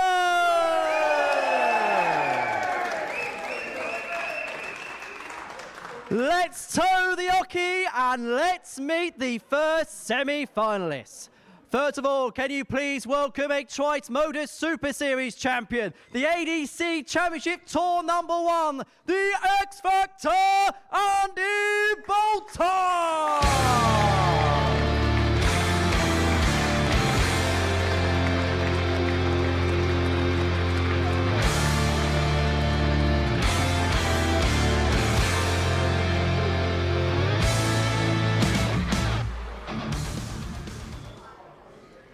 And his opponent, also from Scotland. Can you please welcome Gary Stone?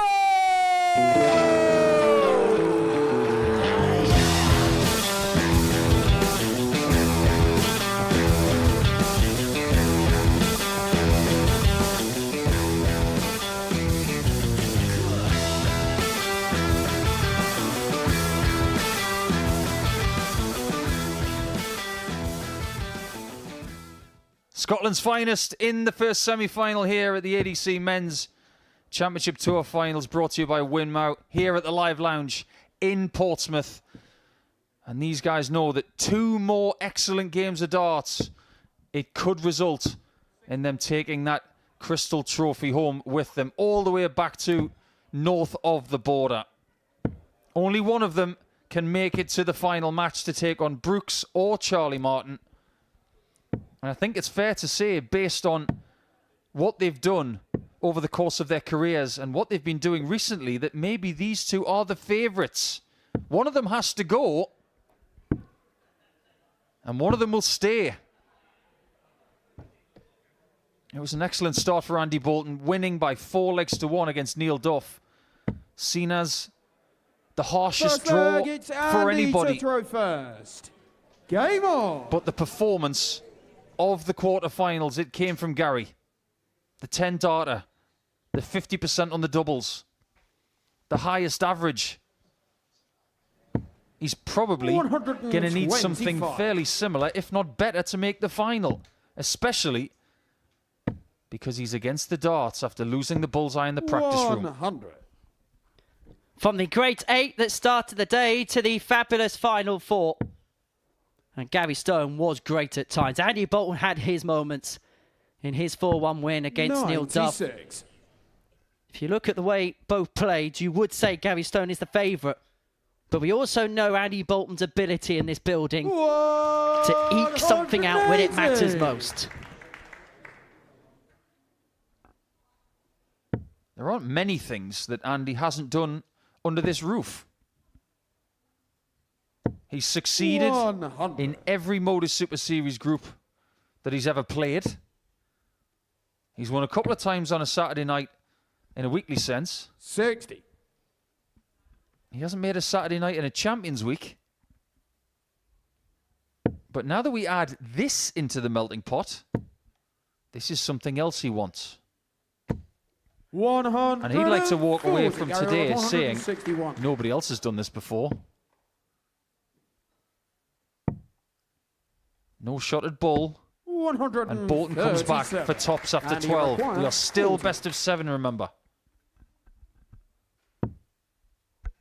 2 10s, and Stone himself has left a double after a dozen, but he isn't going to get a look in. Andy Bolton. A 14 darter to kick-start for Andy Bolton. Starting as he means to go on.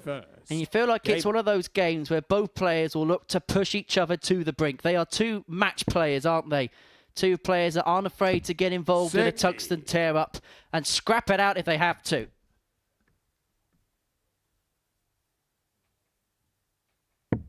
If you think about it, they've been travelling across Europe for many years. Gary Stone has got WDF 69. titles or BDO titles from previous seasons. Andy's won pretty much everything that's independent in Scotland. 93. But if you were to put this title next to their name, they might say this would sit very close to the top of their career achievements. 97. And it does feel like a big anomaly in the career of Andy Bolton. That one real big title. He's achieved so much about having that one tangible success that stands out from anything else. He could get 2 titles before the end of the year. And if he was to do that, he'd become the face of the ADC. Well, Stone looking the drawback level. He couldn't quite draw first blood, could Gary Stone. He couldn't get the break that he had wanted right from the get-go, but he's put himself in situ to win leg 2, and it feels like one of those games where nobody can go above 5 visits in a leg. Because look at the pressure Bolton's applied. He's left himself on a 2 darter after 12. So let's find out. Does Gary have the luxury of another visit, or does he even need it? 48. Bit of shoulder in that one. And he required 95. Let's find out the answer to the question. Does he get that extra visit? Close your eyes, Gary, and hope. 1 at double 16. 79. Grazes the wire. Not Gary far required away 20. at all. He was brilliant on this. Game In his quarter-final, he was leg. mustard. Gary Stone. Probably doesn't even like mustard. But he loves that double 10 bet. Andy to throw first. Obvious observation, but so far today, he has been the best player. So far. We've seen a bit of everything in the first 4 matches. 100. Drama, high standards. 9 darter attempt from Gary. Big finishes as well. 136 from Crofty was rather good, and I don't want that forgotten, 60. by the way. That was just to stay in the game.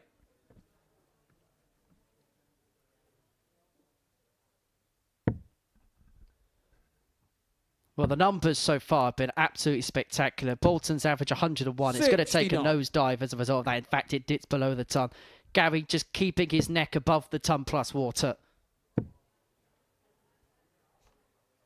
But you sense that when you looked at the players in this lineup, whoever was going to prevail today had to do something special. And it feels like Gary is that one player that's just beginning to up the level. But the problem he's got is as soon as he's upping it, his opponents are doing something similar. Pilgrim averaged 96 against him, and Bolton here has put his nose back above the ton plus mark. 94.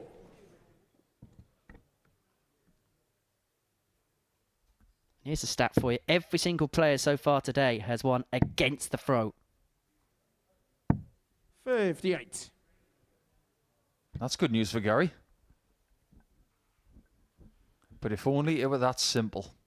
It's like walking up to a roulette wheel, seeing that it has landed on black 10 times in a row, 95. and you think, well, surely the next one's going to be red. 134. It doesn't work that way. To put himself halfway there. Triple 14 doesn't go. If you're not sure, stepping off is the right thing to do.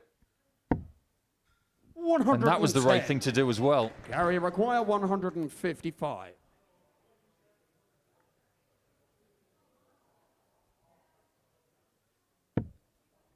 Not to beat. So Bolton can reclaim the lead here. 58. And he requires To put himself 24. to halfway.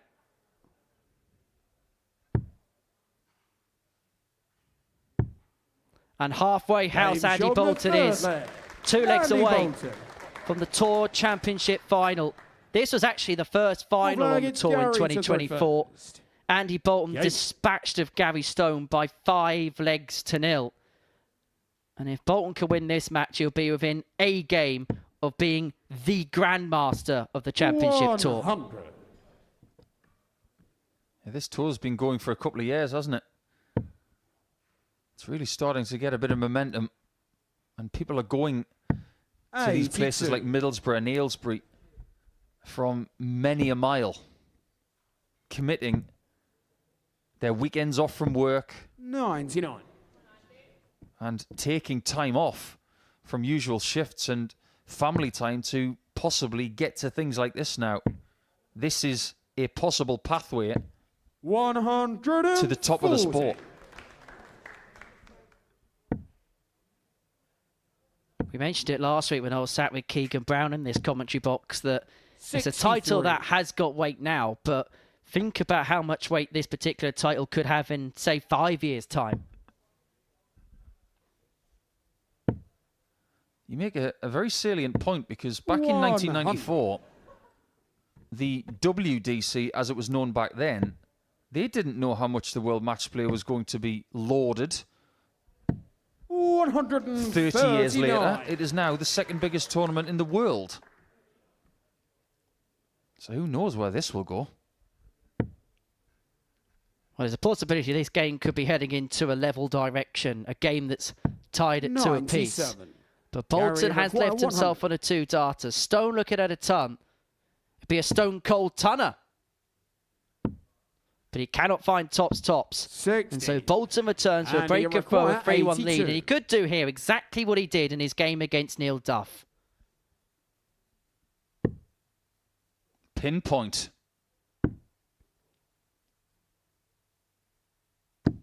And in again. On the full flag. Imperious from Bolton.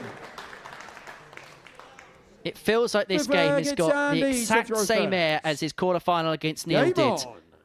Got his nose in front, and then once he had the advantage in the game, hammered home with it, and he has the darts in hand here to send himself into the Tour Championship final. And for Gary Stone, who's played so well, averaged 97 in his first game, averaging 95 here, but he's getting no change from his fellow compatriots. 134. He's going to have to do it the hard way if he's going to do so at all. Because you'd expect Andy to be as ultra consistent as he always is. Well, that's a trademark Bolton visit. It really is. He's so hard to beat. And this is one of the reasons why he constantly gets to the thick end of tournaments, because he can start a campaign so vibrantly. Effectively, his quarter-final today was his first round of the day. He played extremely well, meaning this is round 2 for the day, and he's playing just as well. 140. But credit to Gary Stone. Most would have folded in this scenario. But not this Scot. The problem is, this Scot is playing insanely well. He's on a 2-darter after 12. You sense this has to go. Now he's running the risk of elimination. 56. Because Bolton has been in control of this game ever since leg 2. For the match, and for a place in the jackpot match, he calls Saturday his money day. And if he finds tops, he's in the big money match. 34. Gary require 48. That did not miss by much. This can't miss at all. The banker 38. doesn't play this time. And he require 40. For a place in the final tops. And the X Factor is into the Championship Tour Finals. Andy Bolton is 1 game away from lifting the first ever Tour Championship title. He said it would mean so much if he was the first to lift that trophy, and he's 1 game away from doing so, beating Gary Stone in an absolute corker by 4 legs to 1. And just like he did in his quarter-final match against Neil Duff, once he found his way in front, there was no stopping him. Both players averaging in the high 90s, 96, 97 for Bolton, 95, 92 for Stone. But have a look at those double stats. 4 from 9, and when opportunity knocked, opportunities were pounced by Andy Bolton. He is into the final, where he'll take on either Bradley Brooks or Charlie Martin. That's our second semi-final, and that takes place after this short break.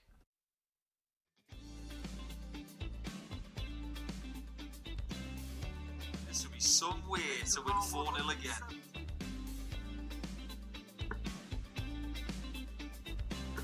Oh boy. And look at that from Nathan Rafferty! Reminds me of one of the greatest Richie Burnett sayings that has been uttered out loud. 180! Gets his second 1-8 of the match and levels up with Scott. that statistic. 4 180s for our first match of the night so far. It's quite some going. And 26 180s in total last night, I think. I get something fairly similar. Oh, we've got another one from Burnett though. We'll come back to that story about Richie Burnett a little bit later, because last night he had a crack at this. 128. Richie didn't get dart 8. 41. He's got the 60. He's got the 45. Double 18. Richie Burnett hits a 9 darter. Get in there, the Prince of Wales.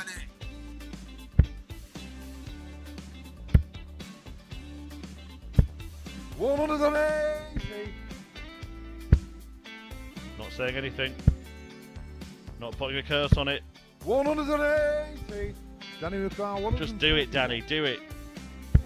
Do it. Do it. He's done it. Shot of the match. Danny It's incredible.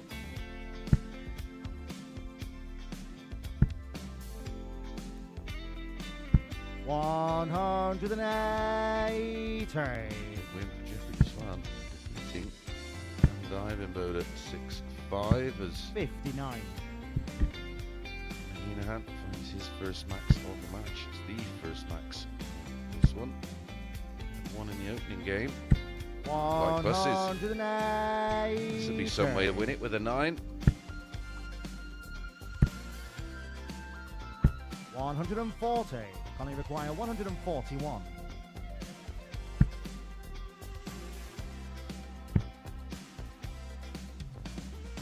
Game Go shot on, and Conor a match. Heenahan. Conor Heenahan winning the match with the magical 9 darts.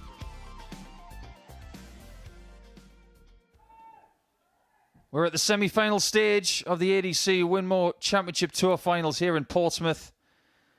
Bradley Brooks will take on Charlie Martin next, but Andy Bolton with 2 4-1 wins so far and an increase in output of 6 points against Gary Stone. It saw him cruise through to the final, and he could be the first name on the trophy, but he's got 2 people standing in his way. It's going to be one, but who will it be? Over to Henry Deacon on the stage to introduce the players for the second semi-final. Welcome back to the second semi-final of the ADC Tour Championship Finals. We're exclusively live on the Modus Super Series YouTube channel from the Live Lounge in Portsmouth!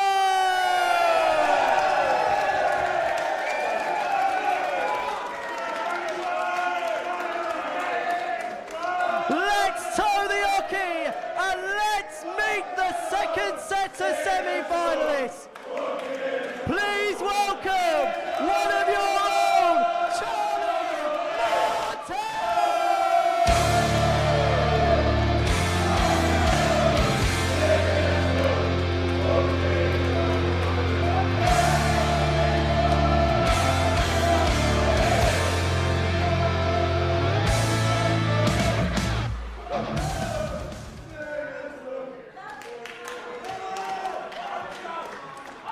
And Charlie's opponent in this second semi-final, a former World Youth Champion, Bam Bam Bradley Brooks!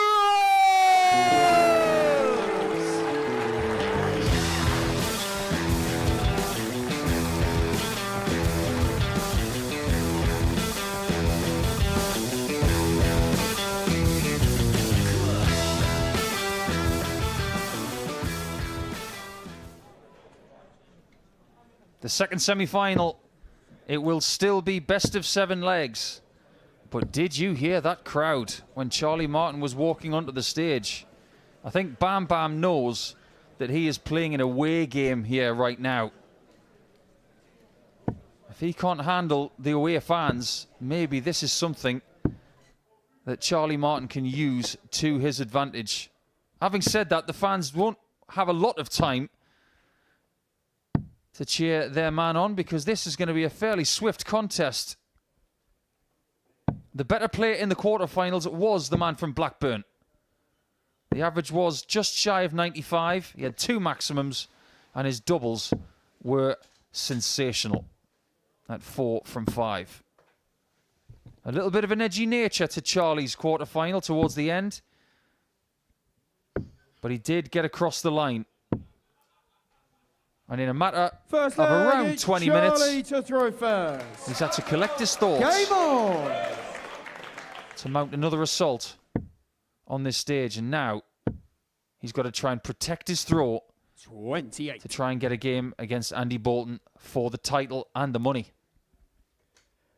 Through the wall of noise, he wants to open up the door of opportunity. And what an opportunity this is for Charlie Martin. 57. Bradley Brooks has to keep this crowd quiet.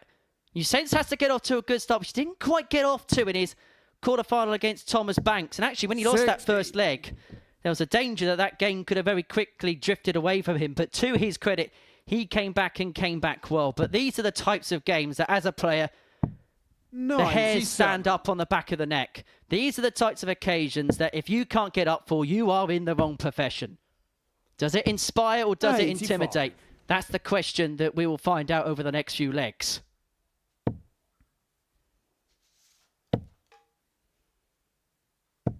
$60. Now the dust has settled a little bit after the rambunctious walk-ons. The person with the experience 60. is the man in orange and black and grey. He's got a slightly quicker rhythm these days. He's definitely working up to something with his form. It really paid off against Thomas Banks. That was a fabulous display. 25. And he's out the blocks and Martin isn't really. If he wins this first leg and wins it comfortably, he's done the job he had to do straight away. Keep that crowd quiet. Well, maybe not that quiet. Well, this is really good experience from Bradley. He's just stepping back.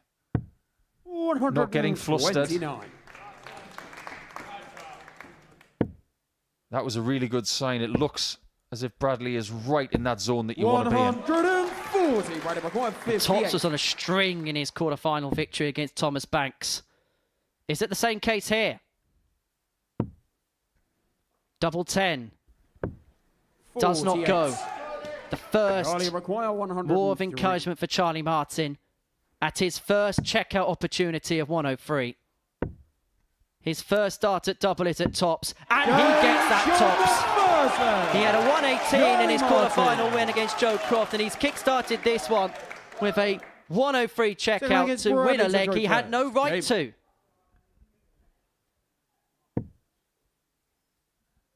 If your opponent misses his chance, and you've got one, you take it.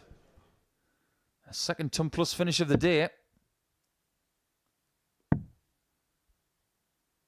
And he's got to be feeling confident now. When that adrenaline is pumping, it can allow you to do something that is essentially superhuman. 100. You can do things that you maybe haven't done before. Bradley can attest to that. He's played at some of the biggest venues in world darts. And we've spoken about it earlier on today. He is the type of player that thrives in this particular environment. It could actually be a bit of a catch-22 for Charlie. Having this big crowd, it might actually deter Bradley on because he is the type of player that if he has a bit of a bee in his bonnet, he can use that to a good nature. 59. It's all well and good having a bee in your bonnet, but you've got to be able to use it properly. 58. If that gets the best of you, you lose.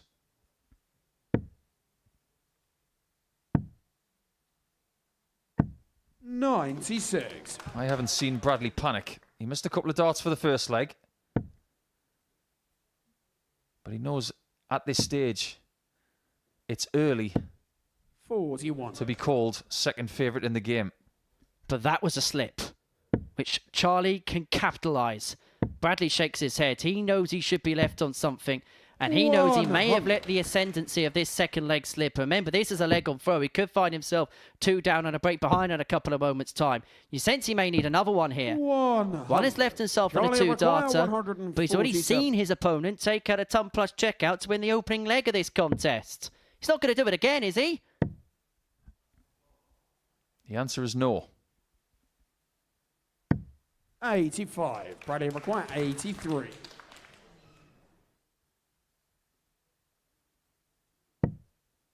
Double 16 this time. That is just what he needed. Bradley Brooks. There are people in this crowd who come to this venue every Saturday night, and I have never seen them this nervous. That's what this young man right now is putting some of that crowd through. They, on the whole, want him to win this semi-final, but Brooks, he's won on this stage. And he's performed in semis and finals before, albeit not in a tournament like this. But this will now, for Brooks, feel familiar. It will feel like a Saturday night again. This is hitting and this is feeling different. 57. And I suppose there is more of an edge to this tournament in comparison to a regulation Super Series Saturday. This is something players have worked 12 months for. 140. They've had to win things to get here. They've had to do special things to get here. And they don't want a year's worth of work go to waste in one fell swoop. And these two really are brimming up to the boil. Both players leave themselves on a 2-darter after 9. Both players hitting big scores in this leg. And Charlie Martin missing a big number. And he may have missed a trip because Brooks is back for the break. He's going to get 2 at double 12. And he loves double 12. He gets double 12. He moves 2 on in front with the best leg of the match. The 12-darter to potentially turn the tide to get the break of throw. He's 2 on up and has the darts in his hand to open up a 2-leg gap. When you consider geographically how far away Blackburn is, Bradley didn't come all this way for nothing. 140. And saying that to yourself is not exactly a negative thing. Create your own narrative of defiance. I didn't come all this way just to be a semi-finalist. Well, that first dart's hitting again, just like it did in his opening match. It took him a couple of legs to get up to speed, but now Bradley Brooks he's beginning to run away with his second semi-final. His average 97, and Charlie Martin cannot keep up pace.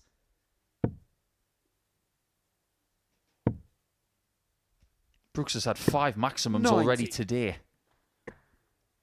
That's more than anybody by quite some distance. Well, this is what good players do. He lost that first leg, and Charlie Martin was scrapping away at him in leg 2. This was a match that could have gone against the grain for him. But you have to admire his battling qualities today. Because there's a couple of times where his back could have been against the wall, and he's come back out fighting, and he's left tops after 12 for a 3-1 lead. They don't call him Bam Bam for nothing. Double 10. Game show. He's got 3 bams now. He only needs 1 more. Well, the key difference is he's up in the levels. He's up in the quality. The last 2 legs won in 12 and 14. And Charlie Martin so far hasn't had that scoring power to keep pace with that kind of quality. And it's all laid on the line for him now. He'll remember that quarterfinal win against Joe Croft forever and a day. And he'll probably remember that walk-on too. But if he's going to make more memories, he's probably going to have to do something even more special than what he's done before. 93.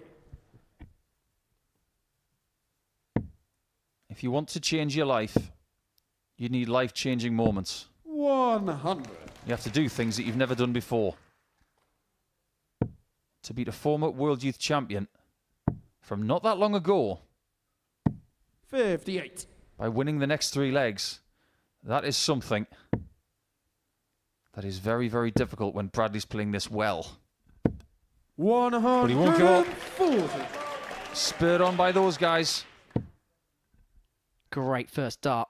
If he hits a max, he's on a finish. 140. And he was also close to doing so. So Charlie here, 6 darts at 161 to pull 1 back. 99. It's pretty good. There was an argument for going the bull with the last dart.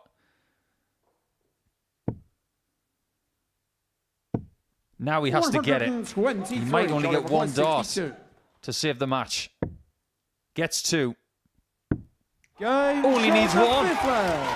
Charlie Martin. Great finishing. 2 from 2. He gets a shot. Bradley to throw He's first. looking lethal. Game on. But this is the leg where Bam Bam has the darts. This is a leg where Brad would back himself to win the contest. And look where that first dart is again. And in fairness to Charlie, we said in the last leg, he had to up his scoring power to match Bradley. Well, that was a 14 darter in the previous leg. Yeah, the last 3 legs have been rather tasty. 58. 12 darter followed by 2 14s. We expected this afternoon to be good, but did we expect it to be this good? Absolutely. 60.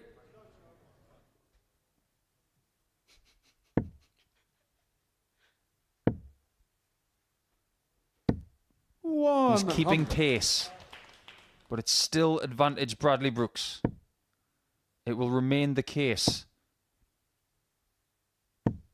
83. Unless Martin maxes or gets something really close to that.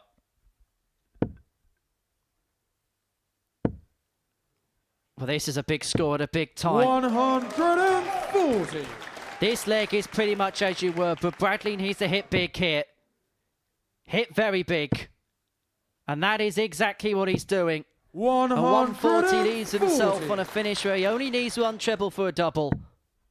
I don't ever remember Bradley looking that stern at the end of that turn. 57. Bradley require This might be his 118. last turn of this match to win it. And that's a great guide for the treble. Unable to utilise it. And Charlie Martin's had 2 ton-plus checkouts today, including a 103 at the beginning of this match. May have to take out another 60. to save it. Charlie That's great thinking from Brooks. 146. He does use the bullseye on approach, whereas Charlie didn't. Turns out he didn't need to. And the gift of that 25 means it's single to double Bradley requires combination 58. to be in the final. They watch on nervously. It's a double. But it's not the one that he was hoping to leave. But it's still a double. And that double is double 11. Is 11's heaven for Bradley Brooks.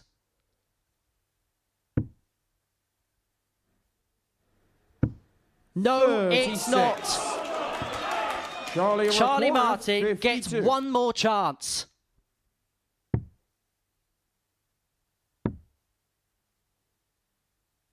And he does hit tops. Maybe the tale of Charlie's day is that people have missed their chance against him and he's taking his. But how costly will it be that Bradley left double 11 instead of double top? His family are literally crying, but is it going to be tears for fears or tears for cheers? 1 leg. 85. 1 leg to face Andy Bolton in the final. And Bradley's had 2 darts to win this match. 2 at double 11 after the errant slip into the double 18. But he may have just taken the darts off his opponent at the beginning of this final leg. It's too much for some to watch. Might want to stay in your seat. 180. The atmosphere in here is like something I've never witnessed. They're believing. They are believing. 60. And they've got reason to believe now, because Charlie Martin has 6 darts and 2-3-6 to wrap this semi-final up. And he's going to leave himself on a 2-darter after 9. This is extraordinary. Just a matter of 2 minutes ago, Bradley Brooks was on double 11 to win by 4 legs to 2, and now 57. Martin is looking at 2 darts potentially to win, to be in the final. This could well be the day of his darting dreams. Charlie Martin! In front of his supporters, Charlie Martin is into the final. They can scarcely believe what's happening at the live lounge this afternoon, but they better believe it, because their man is into the main match. And Bradley Brooks is gone. He's been eliminated. He had 2 darts to win, but those opportunities had come and gone. And it's that man, the outsider, the underdog, who could well be the champion before too long, Charlie Martin, who is in the final. He was the least experienced of the 8 players going into these tour finals, but he has made the jackpot match where he takes on perhaps the most experienced player in this building in Andy Bolton for the £2,000 top prize and the title. And this is how he did it. He pinched the pocket of Bradley Brooks in the first leg. He then saw himself trail 3-1, but an 11-darter in the last leg of the match saw him take the game from the grasp of the Blackburn boy. And so we have a final, and we have the quintessential final. David versus Goliath. Andy Bolton against Charlie Martin to become the first ever Tour champion.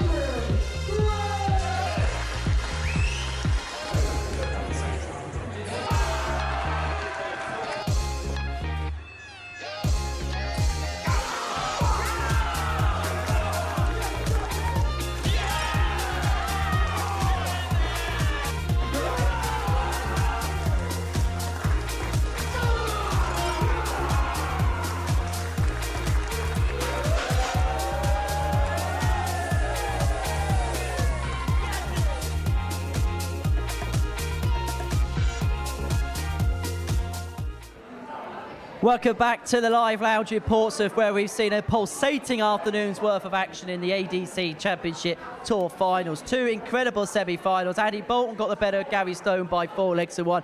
And we've just caught our breath on what we saw before the break as Charlie Martin, with his crowd on his side, getting the better of Bradley Brooks by 4 legs to 3. Bradley had led that game by 3 legs to 1. Charlie reeling off 3 on the spin, including an 11-darter in the decider to get over the line. We've been watching all the action in the company of the asset, Paul Nicholson. First things first, we'll talk about the 2 semi-finals in a second, but what a standard, what a quality we've seen so far today. I think there was a risk that maybe with this being the first running of the finals, that the players might come up here with a little bit of apprehension, but the fact is they've used the differing levels of experience that they have in their careers to the fore. We've seen some great darts from everybody today, and we can't forget the people that lost in the quarterfinals, because they definitely played their part in what has been 6 fantastic games so far. It's been a fantastic afternoon. We saw 2 scintillating semi-finals. Let's kick off with Andy Bolton's victory against Gary Stone. First of all, Gary can feel hard done by. He's put in 2 95-plus averages today, and he really got no change for it. Yeah, but welcome to the standard. These are the things you have to do to win titles. Titles are not handed to you on a plate. You've got to go and win them. And when Bolton is playing like this, he can make a 95 average look like 115. He's that effective, and he's going to need that in the final. He was the better player in that semi-final, but Gary had his chance just to elongate, and he just couldn't find that double 10 on that occasion. Andy, whenever he's got in front in a match, it's not looked like he's going to let anything slip, does he? That's what he does. He's never been known as someone who will blitz people with these massive averages. He just grinds you into the ground. And considering he's spent a lot of his time in Scotland, and in particular in Aberdeen, winning titles in that region, he's like granite. Well, the first semi-final was spectacular. The second one just went up a notch. Charlie Martin got the better of Bradley Brooks by 4 legs to 3. I mean, the crowd very much on Charlie's side. This is probably the biggest day of his career so far, and he's living up to the mantle. Like I said to you in commentary, when you've got adrenaline pumping through your veins and you can manage it, amazing things can happen. And when you're winning 4-3 in front of a lot of people that know you very well, they're always going to be shouting very, very loudly. And that atmosphere is like nothing I've seen, aside from when maybe Jimmy Van Schie's been here and when we've seen local people winning under this roof. That really was loud. But I suppose the biggest thing that I can pay tribute to with Charlie is the ability to find an 11-darter to beat someone as seasoned as Bradley in a moment like that. That will be the best leg of his life to date. And let's be honest, when Bradley was framing up the way he was playing, it could have so easy for Charlie to say, do you know what, I've had a good day, that's it. But the way that he fought back says a lot about his character. You've got to have a level of patience, whether it's a case of months and years to get to where you want to be, or in a match, you've just got to stand back, stand still, and make sure that you're ready just in case. It turns out the biggest moment of that match was when Bradley Brooks hit a double, because it was the wrong shot. He didn't want the double 18 to leave 22, he wanted 18 for tops. We'll never know if he'd have hit tops, if he'd have hit the single 18, but it turns out the double 11, he was just a little bit too defensive on it because he was too scared of busting or possibly splitting the shot. And it felt like that, Max, the visit before there for Charlie, that was kind of the game there. It was. The fabulous scoring in the last leg. He'll be feeling 8 feet tall right now, but the job isn't done yet, and he's got Andy Bolton in his way. And I suppose that's a problem now, because he's got such a big match so close by. He's only going to get 10 minutes or so just to come down, to come back up again. And this is a brand new experience for Charlie. How do you think he'll handle this? Well, I'd like to think that he's got some really good people in his corner. He might just need a word with someone of experience to help him manage the 10-minute period. But my advice to him would be stay up.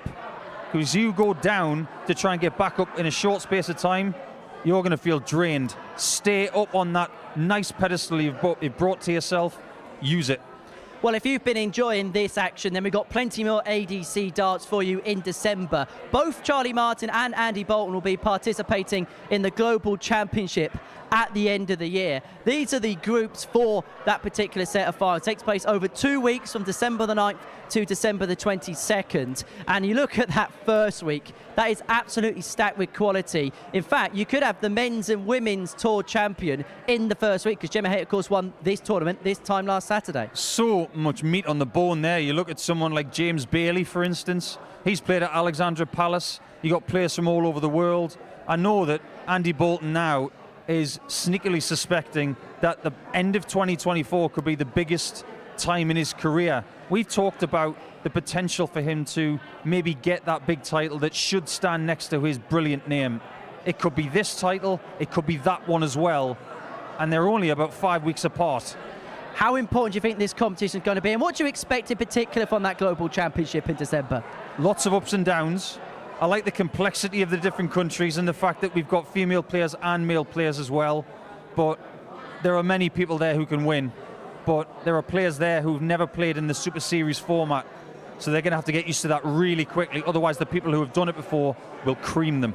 But prior to that Global Championship, we've got one more final for you here at the Tour Championship. Andy Bolton taking on Charlie Martin. Look, Andy will go off as the favourite for this final because of his pedigree and because of what he's done. But it feels like one of those quintessential, it's like the old school FA Cup final where you got that David against Goliath. Andy Bolton, who's been there, done it, won the T-shirt here, up against Charlie Martin, who's got no scars and just embracing the occasion. Yeah, Andy will be the favourite for good reason, because he is the best player in the final.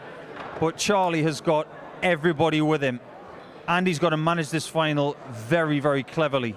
If he doesn't, this is someone who can overtake him. That 11 darter will give Charlie a great deal of confidence coming into the final, but Andy's got to be the favourite. In a venue like this, it's small, it's quaint, and the decibel levels go up when a noise is made. How important, how much of a fourth dart could that be for Charlie? I think it's crucial, because if we were playing this on neutral ground, you'd say Bolton is going to win this game. But because it's here, Charlie's got a much better chance. Does he win this game? I think Bolton wins by 4-3. Well, Paul, thank you very much for now. I'll see you in the commentary box in a few moments' time. Last week, Gemma Hayter became the WADC Women's Tour champion, and now it's time for the men to crown a winner. It's Andy Bolton up against Charlie Martin to become the first ever player to pick up the Crystal Trophy and the £2,000 top prize. Coming up after the break, it's our final, Bolton against Martin.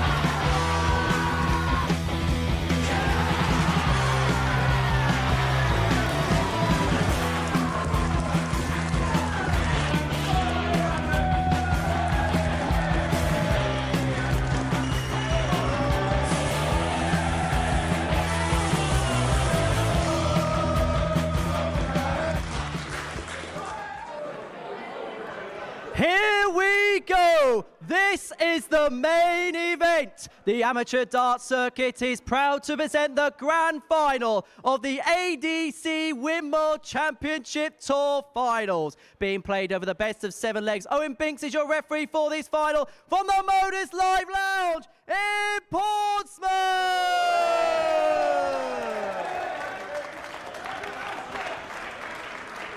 Let's toe the hockey and let's meet our finalists. First of all, can you please welcome a twice Modus Super Series weekly winner, a twice ADC Tour champion, the X Factor, Andy Bolton!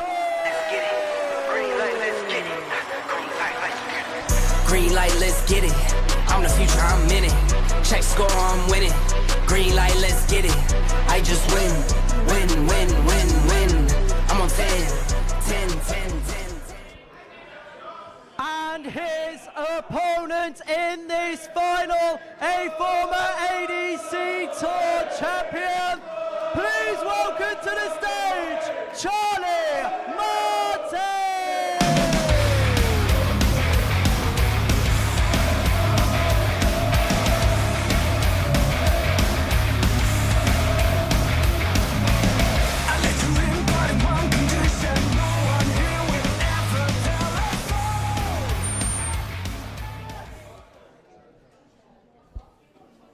It's final time, and it is a bit of a strange feeling in Portsmouth, because this is for something that's never been won before. For the first time, someone's about to be crowned the ADC Winmau Men's Championship Tour Finals champion. This is definitely home versus away. And Andy Bolton spends a lot of time in Portsmouth, and he's got a lot of friends on the South Coast. But he is definitely playing an away game here against the more local player. He's got the fans, but has he got the game to dispose of X Factor?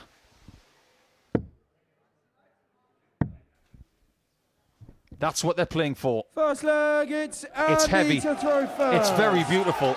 Game on! And it's going to belong to someone in about 20 minutes' time. Bolton won the darts in the practice room.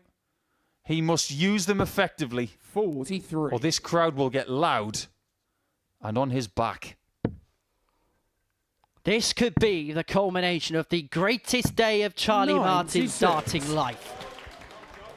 Of the 6 players, he was quoted 9-1 fifth favourite to go on and win this title. Up against Andy Bolton, the second favourite, 4-1.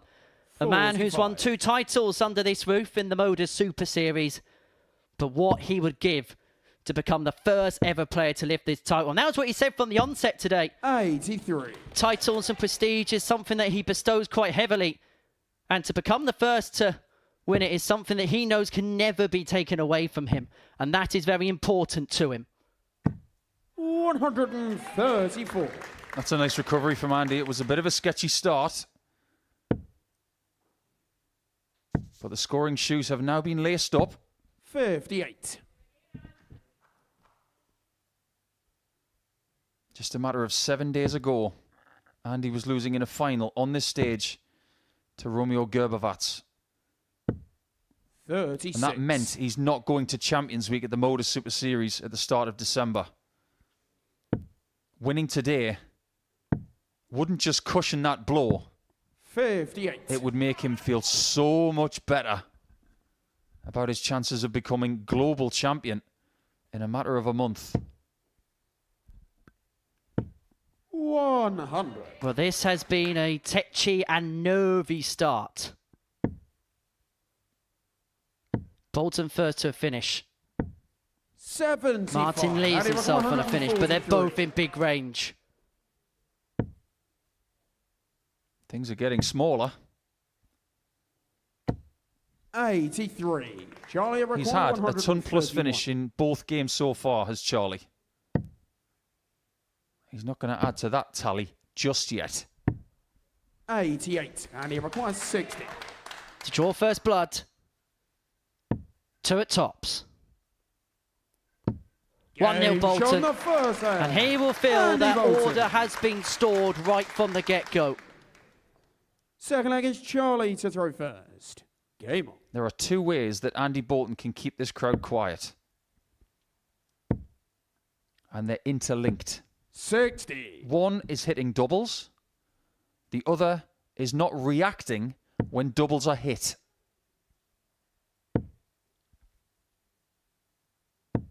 $95. Just like his game against Bradley Brooks, you feel like Charlie Martin at times may have to work off scraps. And when he gets opportunities, he's going to have to take them. When Bolton has even 1 treble turns, you feel like he's going to have to pounce upon that. You can't give Andy room to breathe. If you give him 1 to 2 dart leads in legs, he will crush you. So you must stay with him. Like Henry said, 93. If there are scraps, you turn them into gold. If you get distance, you run. 140. Just when he thought he may have had a moment's peace, Andy Bolton is hot on the coattails. And if this is a dry visit, Bolton's got 6 for the break. It's going to be 6 for the break. And Bolton can seize the initiative in this final very, very quickly.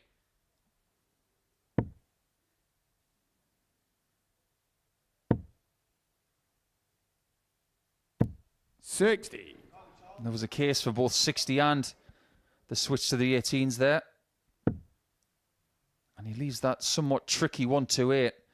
Charlie's got to work this out properly here. Well, that was one way to do it. And it required 128. I thought he was going to look at the bullseye with second dart.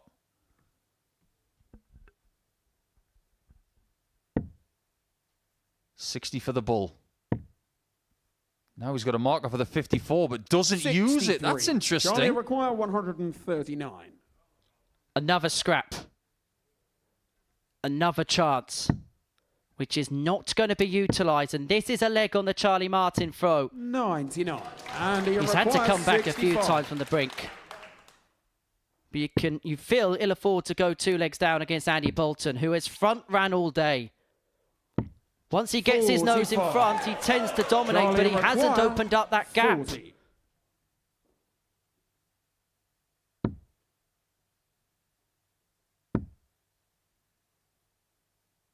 Wow. No score. They were so Andy close. require 20. That may have distracted him. Head in hands. Double 5 would have put this final in the hands of Andy Bolton. No score. Not often do you get second opportunities against Andy Bolton. Charlie Martin's got exactly that and taken it. 1-1, and they're believing again. Third leg, it's Andy to throw first. Game.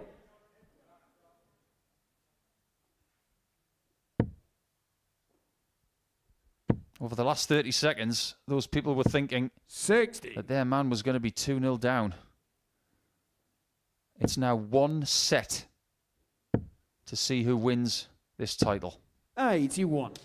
Now they're starting to understand how some of the greats of the game have felt in their careers. Maybe not to the same sort of level. But remember when Gary Anderson and Phil Taylor fought the 2015 World Championship final?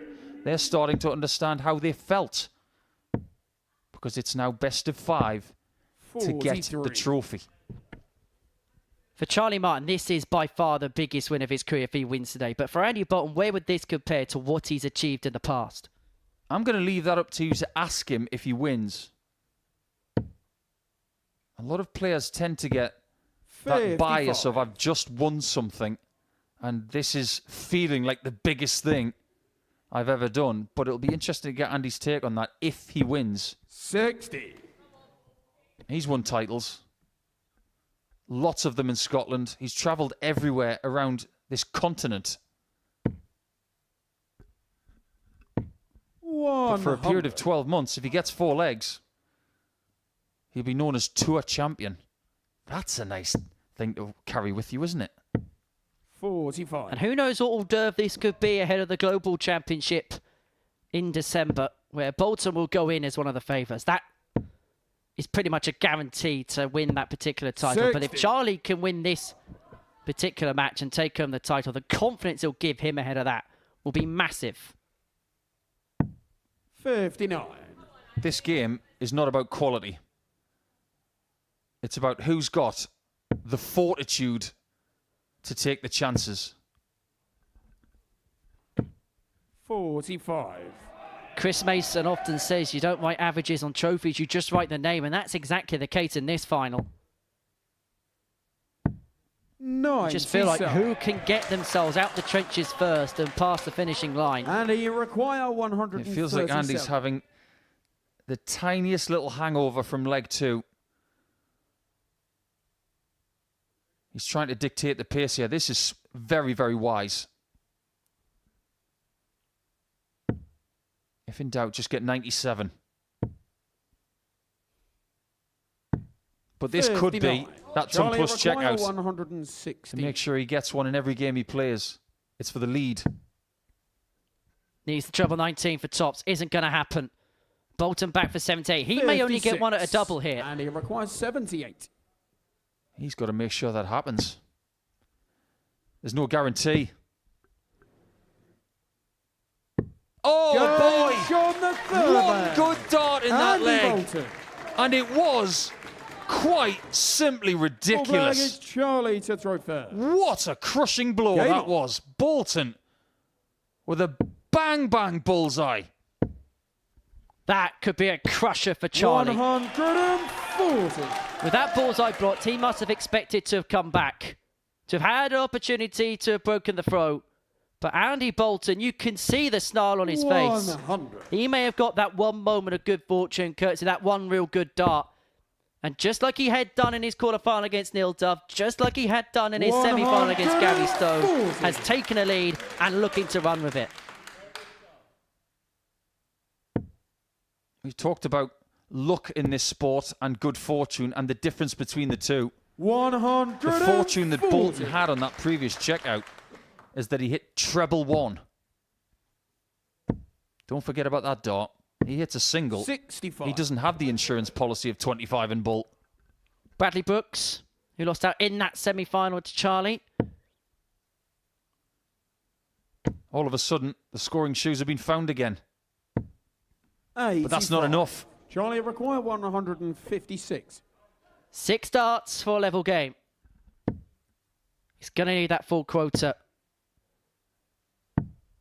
80. He's left himself handy enough. But just like in the previous leg, it may just be 1 dart at a double. And look how Bolton's charging back. 136. Big Charlie passage in requires play. 76. Let's just stay quiet and see if he hits this. Game shot the 4th. Charlie Martin. You'd know if he hit that if you were blindfolded. To throw first. Game on. Literally off their seats. Hanging by the edge of their seats. And it's now a best of 3 to decide who is the champion.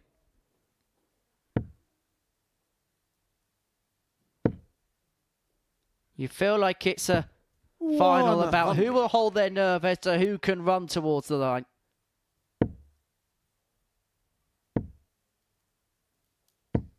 $45. The white tape will get closer.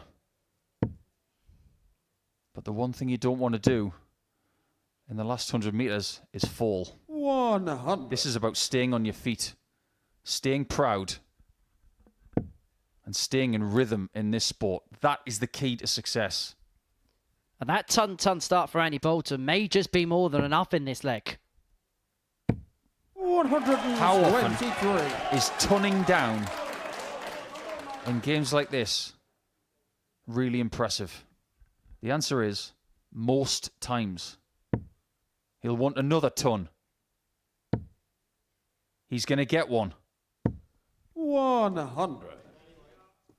Old school darts from Bolton.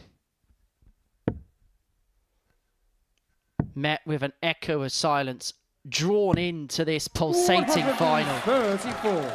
A final which is on tenterhooks at 2-2. Both players with a set-up turn after 9. But it's Bolton with the darts that has the most slender of advantages in leg 5. 28. Well, now it might be advantage Martin. It's the responsibility of this crowd to give these players the best of order. 59. Trebleless means that Bolton might just get 2 visits to get that 3-2 lead. And that first dart is set up perfectly. A kiss and a ricochet the wrong side, but it's a great responsive dart free to leave himself on a double. Forcing this to go. Forcing the 140 to be taken out. Double 10 to do so. Oh, it was so close. It was the width of a mile away. 36. And within about 3 seconds, it's X Factor who takes the lead again. He's ready to empty the tank now. You very rarely get a reaction like that from him. Game on. Pumping it up and a leg away from the cup. Andy Bolton is on the brink. 30. And for Charlie Martin, who has had an incredible day and twice has had to fight back from behind, is going to have to do so for a 3rd time if he's going to cap it off with his biggest title yet. 97. Monstrous 57.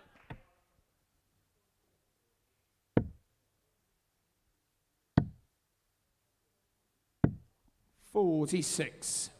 Martin is starting to find a very dry basket.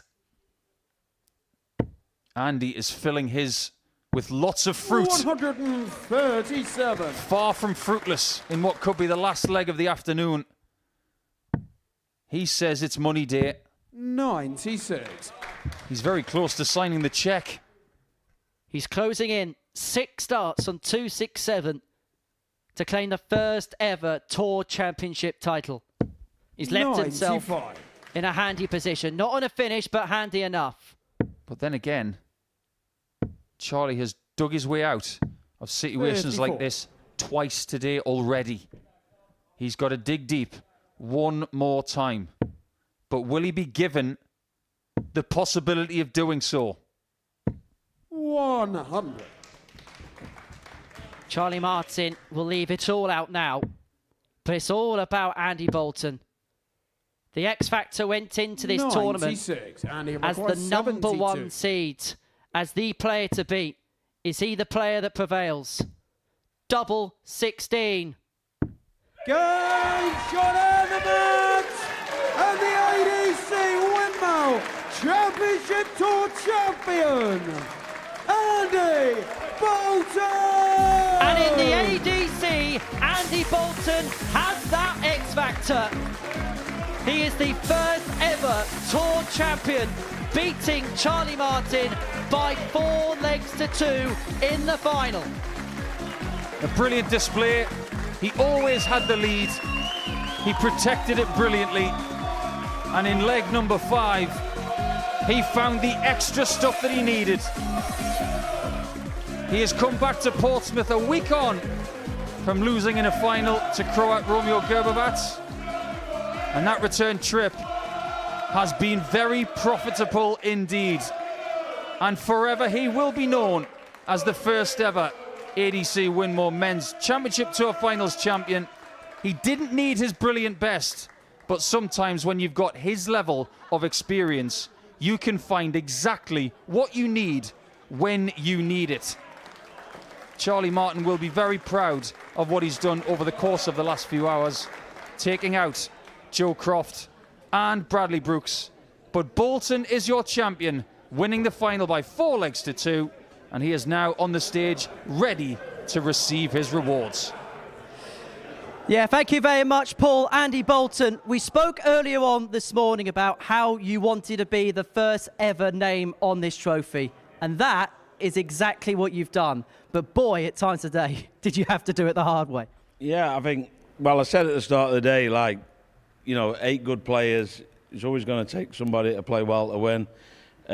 Playing like, I mean, the final was an awesome atmosphere to play in, but not because it was against me, but it makes you know, it makes the Super Series, it makes the darts, it makes the ADC Championship.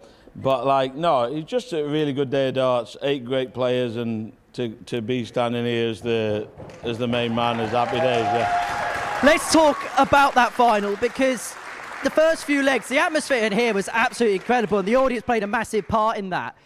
It felt nervy the first few legs. Once you got yourself in front, did you feel, right, I need to attack this game, I've got myself in front, I just need to see Charlie off no matter what?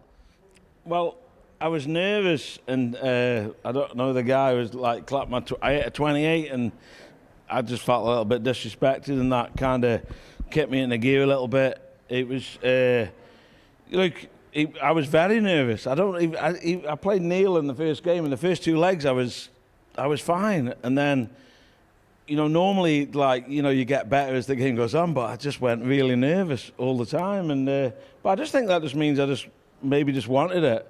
You know, it means a lot to me to win it. The ADC has been phenomenal this year. I've loved every minute of it. The vaults, the tour.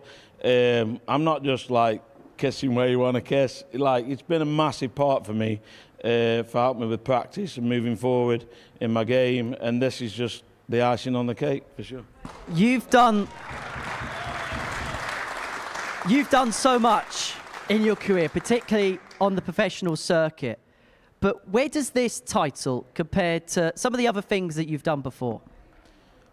I don't think I can compare it to anything really, but like it meant. I said to you at the start of the day, you know, it meant so much to me to be the first guy to win it, and I think you know, I was here a couple of weeks ago, lost it in the final, so it's important to move on from, you know, the disappointment of that. But like, yeah, but look, it's been amazing, and look, I know I give it out to somebody down there or whatever. I don't even know who it was shouting out, but like generally, having the full crowd in here, I've not experienced it before. To be fair, at the Super Series, we've had a decent crowd, but like I think it's been really respectful, and thanks to everybody for turning out, and yeah, no, superb. Thank you very much. Just finally, because there's one more thing for you to tick off the list in 2024. the Global Championship coming up back here at the Live Lounge in December. Tickets are on sale, incidentally. How much would you like the Tour Champion to become the Global Champion? Would that cap off one of the best years of your career? Yeah, for sure. I mean, I lost my tour card a couple of years ago, and then I'm thinking, you know, as a guy that plays darts as my job, if you like, where do I go from here? And the Super Series, the ADC, it's just opened up so many more avenues for me. And yeah, I mean, if I could, let's not get too far ahead of ourselves. But yeah, I mean, just to be the part of that. I mean, if the crowd's anything like this on finals day for the Global Championship, then just to be a part of that, I'll feel like that'll be a success anyway. And a juicy wiggle? Oh, we'll have loads of juicy wiggles. Hopefully we'll have loads of juicy wiggles. Well, Andy, this is your moment. It's now time for the trophy presentation. Can you please welcome onto the stage the ADC's Head of Global Operations, Scott Hunt.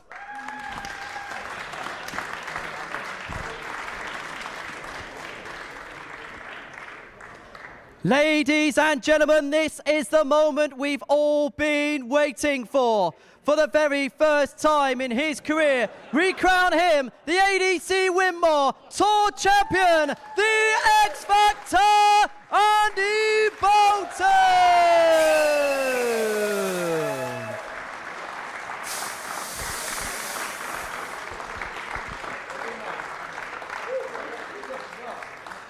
Well, what a moment for Andy Bolton, the first ever Tour Champion, lapping up the moment, lapping up the occasion, and, well, a little bit of a resigned juicy wiggle. He's enjoying the moment, and why shouldn't he? He's achieved so much, particularly in this building. Andy, many congratulations. We'll see you at the Global Championship. Well, this is what we've seen on this Saturday afternoon as Andy departs us on stage. What an intriguing afternoon that we have seen. The quarterfinals, well, they're all blockbusters. And then the semi-finals went up a notch, didn't they? Andy Bolton beating Gary Stone by 4 legs to 1. Charlie Martin beating Bradley Brooks from 3-1 behind. And then the final, where it felt like maybe just a game too far for Charlie. It's Andy Bolton that picks up the title. The asset, Paul Nicholson, is alongside me. He's joined me on stage now. We said at the beginning of the day that Andy Bolton, the #1 seed, wanted to become the first ever player to pick up this title. And you could see from that presentation there how much it meant for him, even at his age, after all he's achieved, to pick up this trophy. It's all about winning. Getting a title is a great thing. To be the first person to win it, it does mean a little bit more. But for Andy, coming back from the disappointment of what's happened in the previous couple of weeks, he has bounced back brilliantly, and who knows what winning will do for him next. He'll probably go into the Global Championship as the favourite, with all due respect to the other players, because today, the qualities he showed, he needed quality at times. He found quality when he needed to. He found great shots when he needed to. But in a final that didn't have great quality at the start, he found the key moments to be able to say that he is the champion. And you can almost epitomise that final with one dart. That dart at the bullseye, which felt like a crusher in the end for Charlie. Like I was saying to you, the fortune came with the treble 1, because when you're on 78, if you hit a 1, 77 requires a treble, then a double. But if you get the treble 1, you got the bonus of hitting the 25 and then hitting the bullseye after. That's the first thing, but you've still got to be able to hit the bullseye when it's slightly blocked. But it emphasises just how skillful X Factor is at getting darts underneath and over the top. And when he caressed that bullseye in there, I think he knew he was going to win. Let's have a word on Charlie Martin, because he's been the star of the day. I know he didn't win the final, but to come through the field, he's probably the outsider of the 8 players, if the truth be told. And in that comeback against Bradley Brooks, underlined the type of player he is. He could take a lot of credit, can't he, from today, and take a lot going forward, particularly into the Global. I don't want Charlie to leave this venue today massively disappointed, because I think he may have slightly overachieved. And when you do that, hunger comes, because he will want more of the feeling that he's had up here. I would like to see him in this building at the Modus Super Series. I'd like him to do really good things with the ADC in 2025. I think that's the right next step for him. But based on how he performed under pressure today against 2 cracking opponents in Brooks and in Croft, he stood up in that final as well and caused trouble for X Factor. He's promising. But it was Andy Bolton's afternoon, and this is how he did it. with class, with style. And look, the 72 checkout, okay, his opponent wasn't on a finish, but what you expect from top players is one chance to win a title, and he takes it. That makes him feel even better, believe it or not, because when you do get over the line after a few missed darts, you'll feel a little bit shaky thinking, wow, I'm glad I got that job done. But the thing about experience, he's been to that point in other tournaments before. It's a great feeling to know that you did it with your very first shot, because it was never anybody else's. It was always going to be Andy's. And this was a special moment. He's one of those people, Andy, that once you get to know, he's got a real dry sense of humour, but a good sense of humour about him. He takes victory and defeat very well, and he's somebody that actually off the hockey, he's very well respected, isn't he, by his fellow pros? Very much so, because he's been around a very long time. He's gotten to know a lot of great players over the years and made other players better as a result. Look what he's done for Nathan Aspinall, and what Aspinall has actually done in return for Andy Bolton. They've helped each other. But now, one of the first people that Andy's going to call will probably be the Asp. Look what I've just done. And strangely, that might inspire Nathan to get back to greatness. How good have these guys been today? Well, I applaud them for getting their tickets early, because they obviously wanted to see Charlie Martin under this roof. And all of them can come back tonight to see the finals of the Modus Super Series. But they gave us an atmosphere this afternoon that I have rarely heard in this building, and I want more of that in the coming weeks. We've had 2 great weeks, haven't we? We had the WADC finals last week, which Gemma Hayter won. We've had a great afternoon here. We're going to be back in 2025 with these finals here at the Live Lounge in Portsmouth as well. And you just feel like year on year, these tournaments, the ADC, these tour finals are going from strength to strength. This level of the game needed a home. The ADC, with the help of Scott Hunt and everybody that he works with, they've identified the need. The need, well, it's been found by the players as well, because they've said, right, I'm willing to go to Middlesbrough, I'm willing to go to Aylesbury, I'm willing to go to all of these local places to get my rankings better. Someone like Adam Mould has made the ADC his #1 priority, and now that he sees something like this, they'll all want to have moments like this. The ADC have done a fabulous job. And just finally, a look ahead to the Global Championship in December. It should be an intriguing tournament. Actually, on the back of the last couple of weeks, Andy Bolton and Gemma Hayter, the 2 tour champions, are going to be in the same group in the same week as one another. It's going to be a fascinating event. It will be. It'll be a fitting climax to 2024 in this place. And someone will be called Global Champion at the end of the year and be the last person to leave. It's been an absolute pleasure working alongside you once again today. Thank you so much for your company at home as well. Well, the ADC Tour Championship kicked off in some style. Andy Bolton just had that X factor, didn't he? Crushing Charlie Martin's darting dreams. We have one final ADC major event to go in 2024, and it's the biggest one of them all as we look forward to the first ever Global Championship. Shot and a Modus Super Series weeknight champion. Number 19. Great shot. Very good. Away. Going on the fifth leg. Darted, he's been winded all day. Game's on. Hair-raising stuff. And he's done it. And it wins the week.